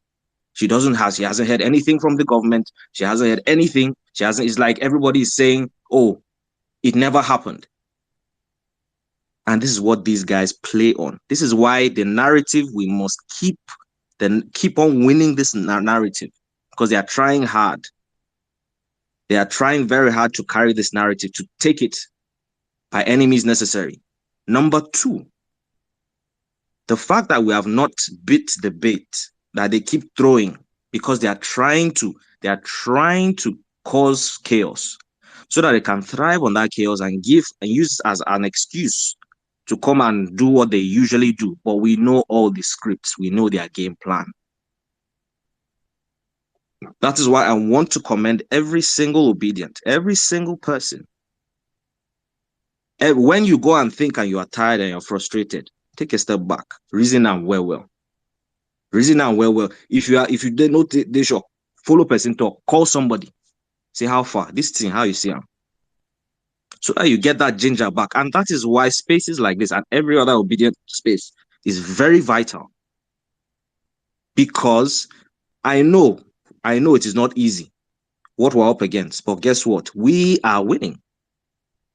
Because these people will not have peace. One man's ambition, an entire country in jeopardy. A whole country, a whole tribe. So if you don't come and speak out against it, if you don't come and, he's already tarnished the Tinubu name. That one is standard. Unfortunately, there is no other Tinubu that you call, and I don't know any other Tinubu. I don't know. I know the name, if not because of little big bits of history that I read through, but I don't know any other Tinubu than this. But then that name has been used. That name is going to be linked to corruption and all sorts of evil. This is the same thing, the same stain that will come to Nigeria as a whole. If this man and his cronies, I hope you know that we've not even delved into Shettima. This is just Tinubu we've been talking about all these hours. So please, ladies and gentlemen, don't lose hope. What we are doing, there's nobody else that will do it for us. There's no international community that will do it for us. If you don't take it to these guys, they will just do what they usually do. But guess what? We know their scripts. We can play it out. Last week, when was it? You people already predicted that they are going to bring pictures or videos, 5-second video. Did they not do it? And yes, they only did that because that's all they know how to do. Now, deepfake call between Obi and whoever, as if it was even If let's say even let's even say that happened, what did Obi do there that was wrong? But this is what they are pulling at straws. But they are creating the illusion like as if, oh, it is actually something. The difference between us and them is facts. Too much facts that you cannot unsee. All they need is for us to just succumb and say, the usual thing. Because Nigerians we are very tenacious. We they collect anything, anything they say, oh God, they. But there's two sides to that. On the one side, we are very adaptable. The flip side to that is you get too adaptable to the point where you just take any and everything, and that's why they have a lot of these people in their pockets. But on the other side is the fact that once we put our minds on something, on the other side you have an Obi effect, where you have a Nigerian that is very determined to do the basic thing, to do right, and is focused on that, and nothing will stop him or her from doing that. Dula, please, if you could wrap up real quick, please. Thank you, bro. All right. So, I want to commend everybody. And I want to just tell everybody not to lose hope. Don't bite the bait that these people throw, and we'll get this thing back. I yield. Thank you very much, my brother. Thank you so much. All right. Hesley, please, if you're up and you want to speak, your answer be up. Please, even I have to drop you. Thank you. All right. I think Andy LP, please go on. Okay. Good morning, everybody. I'm speaking from Lagos. I'll cut to the chase. I listened to, I think, the last 3 or 4 speakers, the guy that spoke from the UK, talking about pecuniary motive behind the support. What I have discovered personally is Igbophobia. I don't know if we can start looking at that side, the fear of the Igbo man. If you check from the 60s, what led to the war, why so much effort has been made to scrub the facts behind the war, how the West reacts to an Igbo man being on top. I grew up in Lagos. I wasn't born here, but as soon as I was born, after the war, I was brought to Lagos. Now, what you see today is first and foremost the fear of the Igbo man. If the Igbo man grabs power, what happens to us? So we must do everything possible to prevent the Igbo man from leading. The first thing is, even if it means us rigging the election, it becomes a legitimate goal as long as an Igbo man does not get there. And now what even complicated the matter is the man that came from the southeast isn't your typical picture of the Igbo man. The picture that has been painted about the Igbo man. Obi destroys every kind of impression.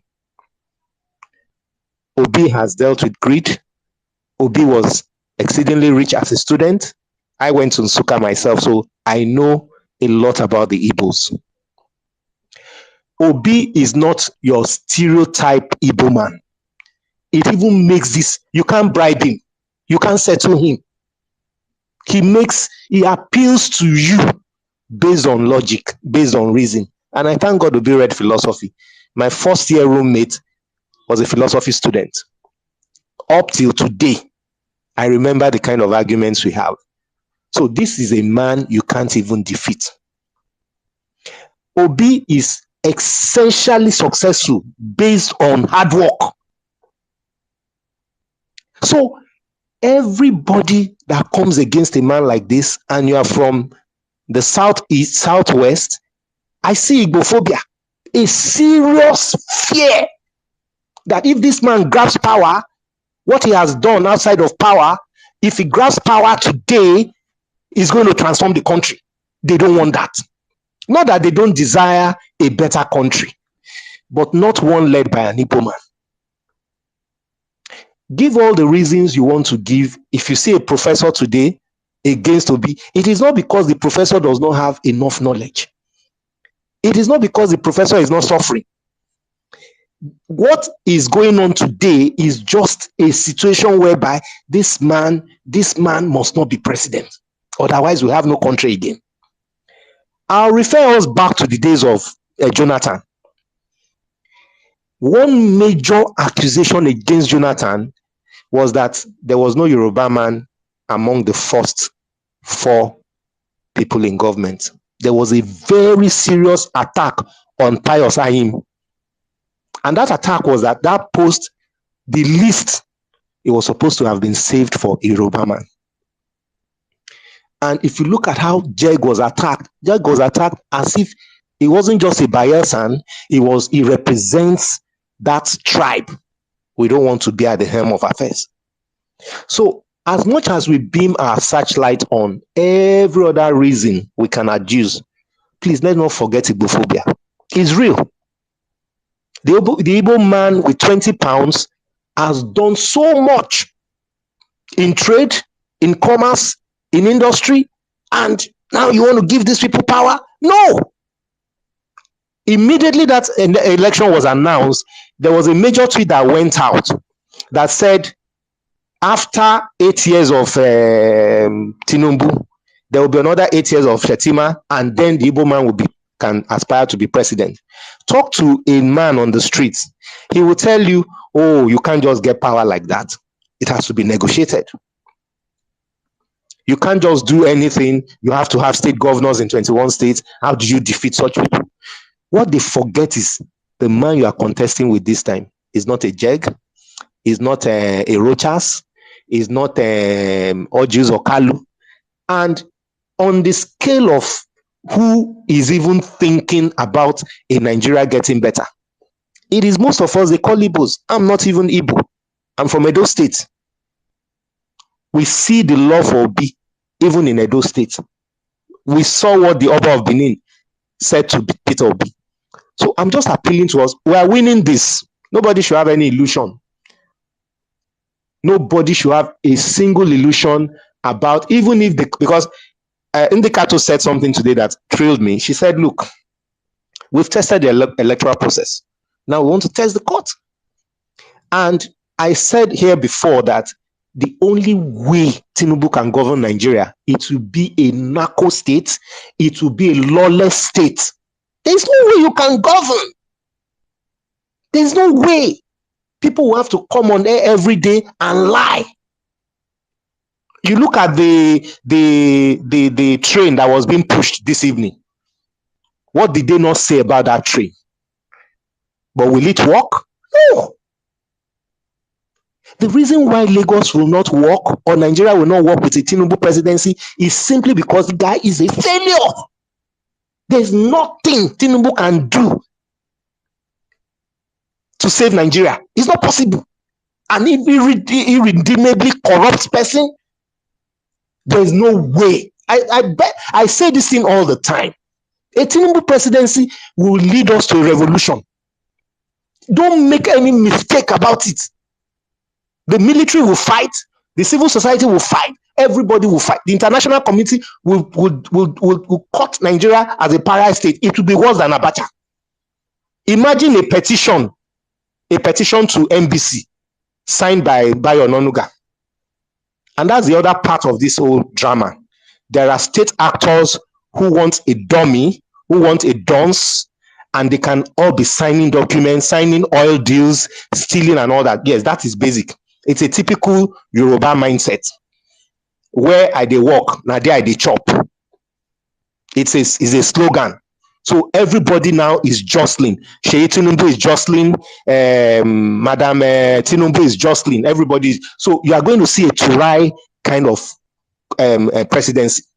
So I'll round up. My focus has been very singular. I'm somebody who studied trends. we are seeing another dark days of Abacha. If the judiciary fails, then they themselves will be in trouble. The judiciary itself will be in serious trouble. And if this presidency takes off, it will be extremely turbulent and disastrous. There's nothing that will come out. Nothing. Tinubu does not believe in the Southeast. He doesn't. His views of the Southeast is even worse than Buhari. So all the ingredients for a revolution has been planted. You rig an election, it has been rejected. You are banding with narco states, Cuba and Nicaragua. You are banding with dangerous elements.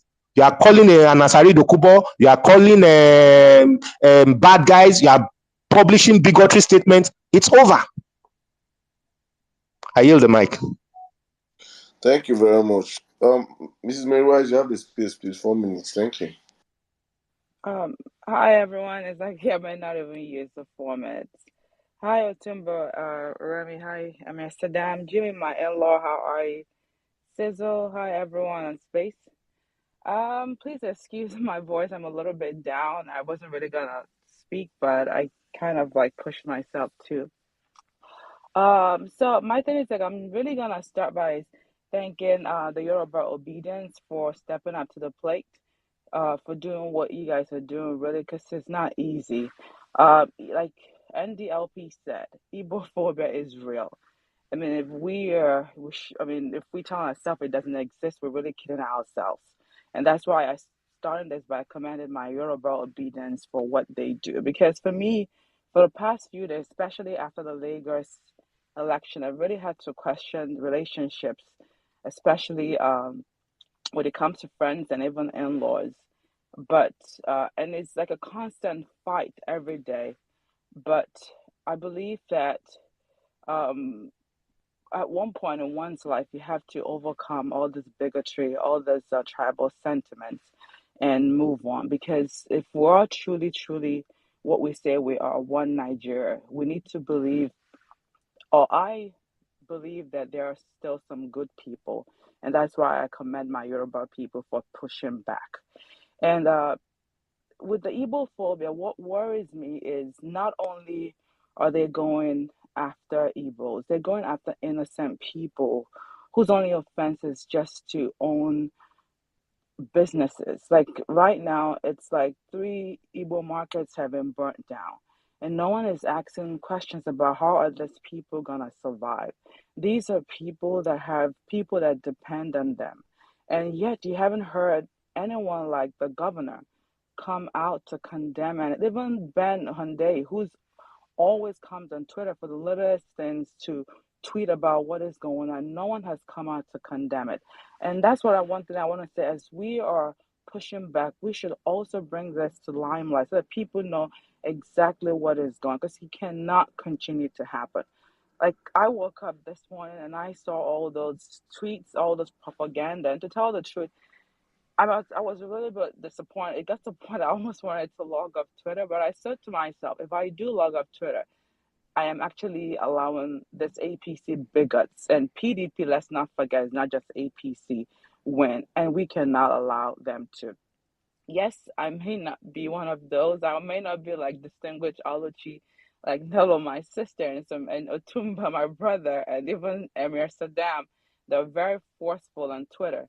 But I do mine the littlest way that I know I can by maybe pushing, retweeting hashtags, or even going after people that I know that I can withstand, or I can, be able to reply in the little way that I can. And which brings me to the next thing that I want to say.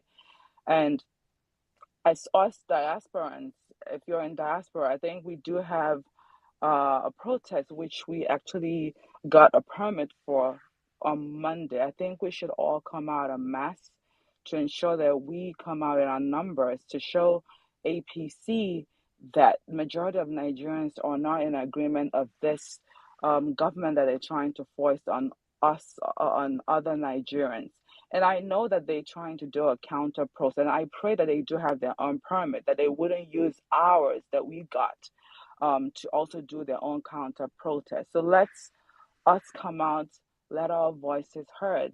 And I know that it's not just social or media war that we have to win. We also have to win international law war too. And we should not. And I know people keep saying, do not keep calling international agencies. I do think it's important to call them to see what is going on in Nigeria and to call their attention to what is about to happen if nothing is done to stop the drug baron from taking office. So we need to do everything humanly possible that is legal in our power to ensure that Tinubu is never the president of Nigeria in our lifetime. And that, and I would say for us young people, let us not let this bigotry, this ethnic sentiments that's brewing to overcome us. Because guess what? Once all these old people leave at one point, it's us that are left, and we wouldn't want to let it pass it on to our kids. We will have to ensure that we continue to see to it that we get a new Nigeria and a new Nigeria that's possible through our principal, Peter Obi. And I do also think we should also, what we're doing is great, and I know everyone has been saying the same thing, towing the same line. Next time we should actually concentrate. I mean, I think we can all chew gum and walk at the same time. Remember the judiciary because they're the ones that would save what is left of Nigerian democracy right now. On that note, I'll say thanks everyone for listening, and God bless each and every one of us as we continue to seek the new Nigeria that we've always wanted and prayed for. On that note, I'll say God bless and happy Sunday, everyone. Bye. Thank you very much, Madam Bola. Mrs. Mary White, thank you very much. Madam Bola, please have this place, please, in 2 minutes, please. Thank you, ma'am. Madam Bola, are you there? Yeah, I'm here. Sorry, I couldn't on mute myself. All right. Hi, yeah, I had to come back again for a couple of things that I didn't get around to say. Um Speaking about, right, so first and foremost, the reason why the governor, gubernatorial election for governor was, I mean that wasn't an election. The reason why it was that violent and they went all out is because if ever another party or person who has no political godfathers, the moment they are able to open up the Lagos Treasury, in fact, Lagosians will find stones, they'll find knives, they'll go after Tinubu. Right? The amount of money that is generated, right, from all the market rates, from all the agberos who take a car, right, who tax people who are taxed 3 or 4 times, right, the amount of money that he gets from that alphabeta contract, if you add it all up, you understand that every day in Lagos, no, we're not even talking millions anymore. We're talking billions. And you will now be saying to yourself, if they are generating that much, how come we are in debt to almost 1 trillion naira?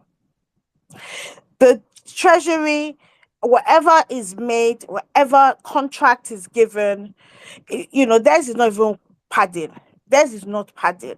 So, I mean, as a Lagosian, if you support Tinubu, just understand that that you have sold the destiny of your great children, right, into slavery.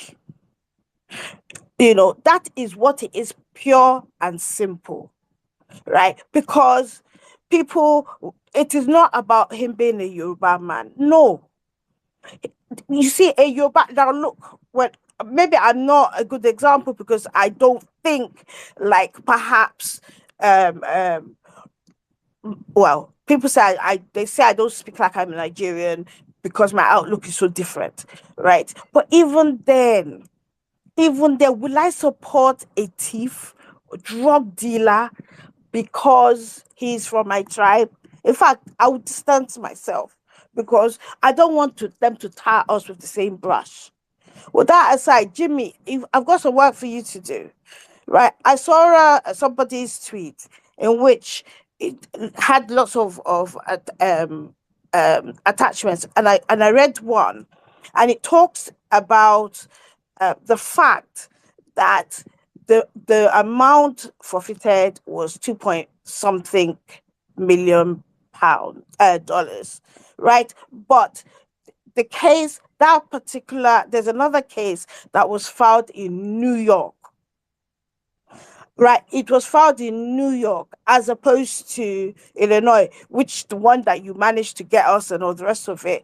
Is there a way? Because I've been told that it's not on the PACER, because the case was before PACER, it won't have a PACER number in order to track it down, right? But it is very important that we get, because I kept on saying to myself, they will not see so much money, right, and just take for something. And also, all of the people he was associated with at that time that were into this trade went to prison. So I won't be surprised if we know he snitched. That aside, but I want to be sure that when we're telling people who he is, right, we're giving the full story, right? Because in all the time I've done research, I've never come across this.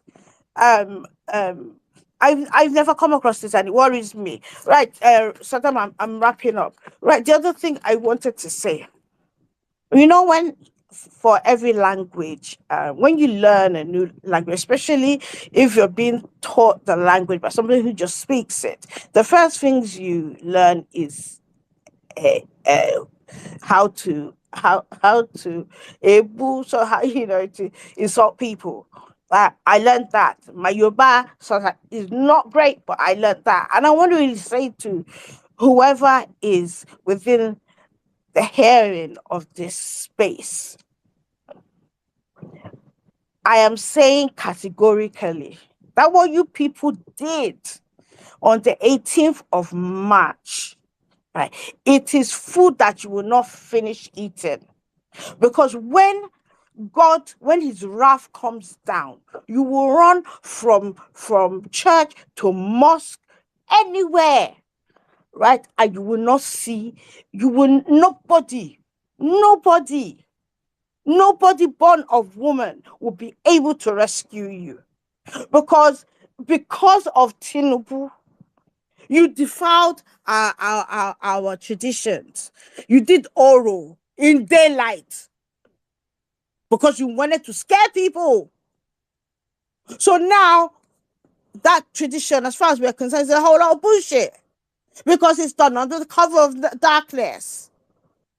Two, people that you are as a Yoruba person, if you're a homeowner or landowner, you have benefited from these people. You have eaten their money, their sweat and blood. And I have to tell you, right, for what you did, whatever reason you did it for, because I cannot see an honorable reason for supporting somebody who we all know is a drug dealer when we're not mad. Mommy, please, I beg Eh? you. It's Okay, okay. It's I'm coming. okay. Eh? Let me do the last bit. Right. Okay, here's what I also wanted to say. Obedient. Never forget the journey thus far. Etch it into your brain. Let it remain as a reminder that when people needed to stand for Nigeria, you stood. You stood for Nigeria. Do not let anybody gaslight you, right? Because at the moment, that's all they have. Nothing more. So please, I implore you, right? Do not be demoralized. Do not be fearful. You've been fighting, right? from the get-go, and we're still fighting, and we will succeed. Ṣùgbọ́n all of those people, ibikíbi tí wọ́n bá wà, wọ́n ò ní ṣoríire. If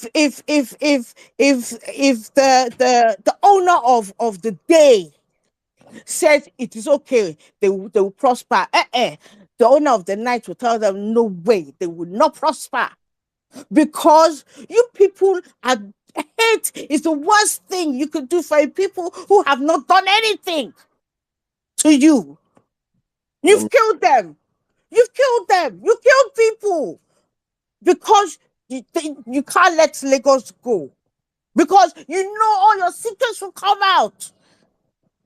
All of those people who are now have stupendous wealth because of political patronage, God will punish all of them wherever they are. If it does, after God punishes them, all their children and their children's children will eat out of it. Because I am standing on the side of truth. People won that election. No other outcome other than handing him the mandate we gave him would suffice. I yield the mic. Thank you very much, man. Thank you. Please, we have to close this space now. That's why I'm trying to. We've tried. We have gone beyond our time, honestly. Please, Mr. Sugar Daddy, please, in 2 minutes, please. Thank you. All right, guys. So, thank you for the opportunity, though. Thank you to all the obedience, and thank you for the space opportunity too. You see, Sorry, Sugar Daddy, wait 1 minute. Saddam, please. I put something on the Jumbotron, right? About that Yoruba guy that was actually inciting people to violence. Where he did all that. You remember him now? That Grayson guy. Anybody on Facebook then would know how much bow that guy came up with. And they warned him, he continued. He got sent down for 4 years for inciting hatred. Right? So all of you APC supporters, because I see you plenty for UK. I'm watching, I am waiting.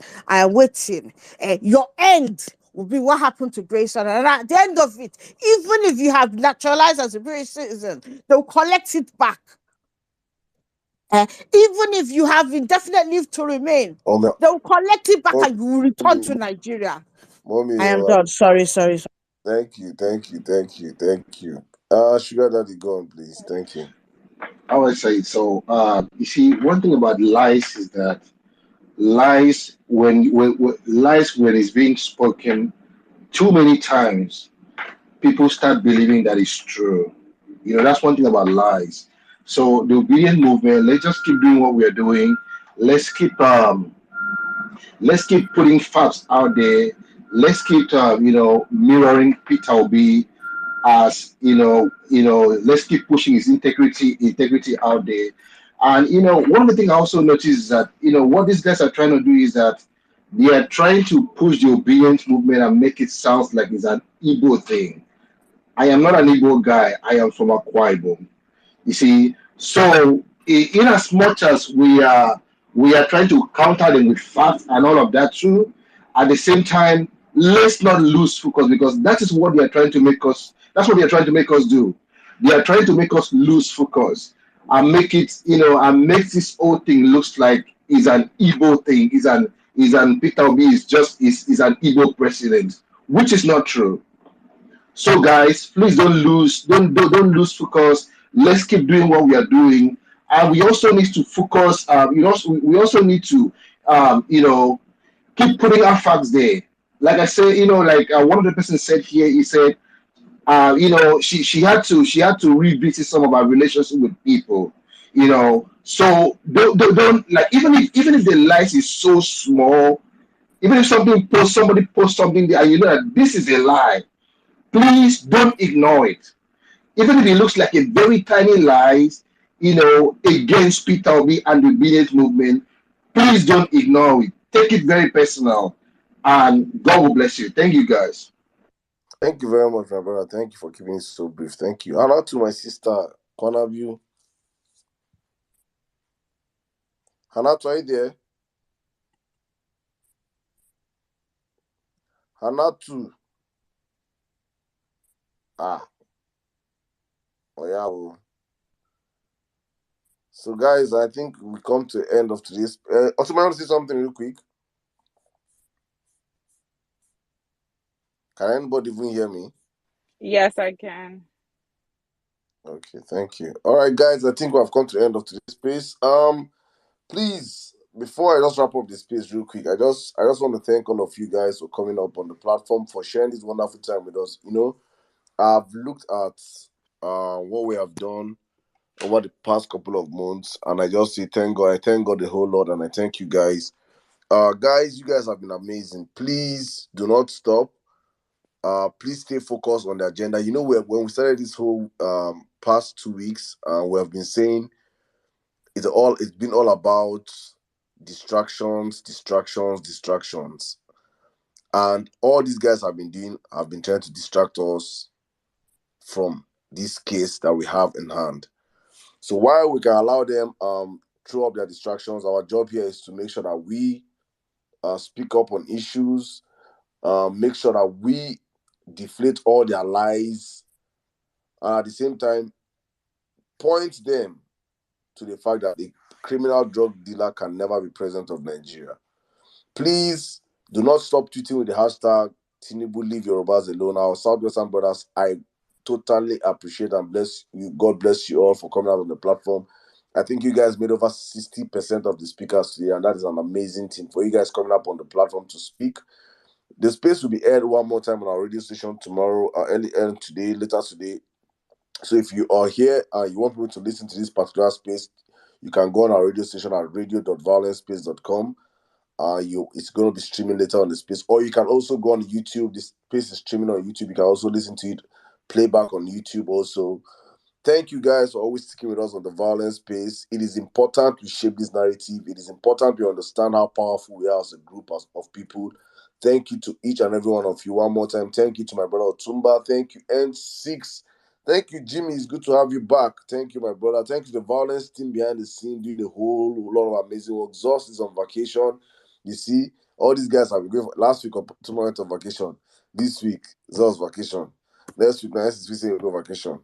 Me only, I never go vacation. So I'm planning my vacation after I've collected our mandate. We shall stand. We'll collect back our mandate and go on vacation. Yeah. So, well, thank you guys. It is amazing doing this with you guys all the time. Thank you. I'm going to call as much names as I can. Please, if I did not call you up to speak today, I'm sorry. It is because we have passed our time. We have exceeded our time by like 3 hours actually. But it is important we make this discussion and have this discussion loud and clear today. Thank you to Mary White. I see you up here, Mommy Bolanle. Thank you. All of you that I could not bring up, I'm sorry, please. I promise you guys, I see all your faces. I'm going to get you guys up next time. Thank you, Captain Jamil. Thank you, JP, my brother. Please, all our big handles, make tweets for us. Let this Tinubu leave Yorubas alone. Shettima BinLaden. Tinubu is a terrorist. Tinubu is a drug dealer. Tinubu for prison. Make tweets with these hashtags, please. Please, all these are our big handles. JP and Co. I beg you guys, make tweets for us with these hashtags. Let this hashtag trend all through this week. Let us press their neck. Let us keep pressing their neck. It is our job on this platform. We don't have mainstream media. We don't have Channels News. We don't have Arise. We don't have NTA. We don't have anywhere. We don't have TVC. All we have is Twitter TV space. Please, guys, let's put what we have to action. Do the hard job. Keep doing the hard job. Keep pushing. Thank you one more time to all our regulars. Thank you, Anka Dede. Thank you, Sweet Angel. Women in Nigeria. Thank you, Omega XD. Savik, my brother. Thank you, Olawaski. Inze, Miss Barriat. Big Mag. I see you, my brother. Lamin. Thank you, Madonna. Endbad Politics. Ruby and Biruki, my bro. Thank you so much. Joel Obedient. Thank you. Riri. Thank you. Hey, Franny. IJ. Favor. Rapunzel. Thank you, Tweet Doctor. God's will for Nigeria. Please, guys, you can join us on the prayer space tomorrow. We have a prayer space tomorrow with Dr. Kelechi, I think from 12 p.m. Join us on prayer space tomorrow while we pray for our country. You can join us. Andy, thank you. Hanatu, thank you. Chulo, my brother. Shrubs. Amoda, thank you. Original Amoda, another fake criminal. Thank you, Prince. Thank you, Mr. Valeri. Thank you, Sheila, Duchess. Thank you, Emmanuel, Tony, Ikena, all our blue tickers. Thank you so much, guys. God bless you guys. Hopefully we see you again on Tuesday. Gladys, thank you. If you didn't hear your name, no vex, please. Please, if you didn't hear your name and the vex, enter my DM and tell me, and let me make amends. But thank you guys, all of you. I am so grateful. As you're always on the platform, we do this for God, for country, and for family. See you guys on Tuesday. And do not forget, Tinubu is a fucking drug dealer that deserves to be in jail.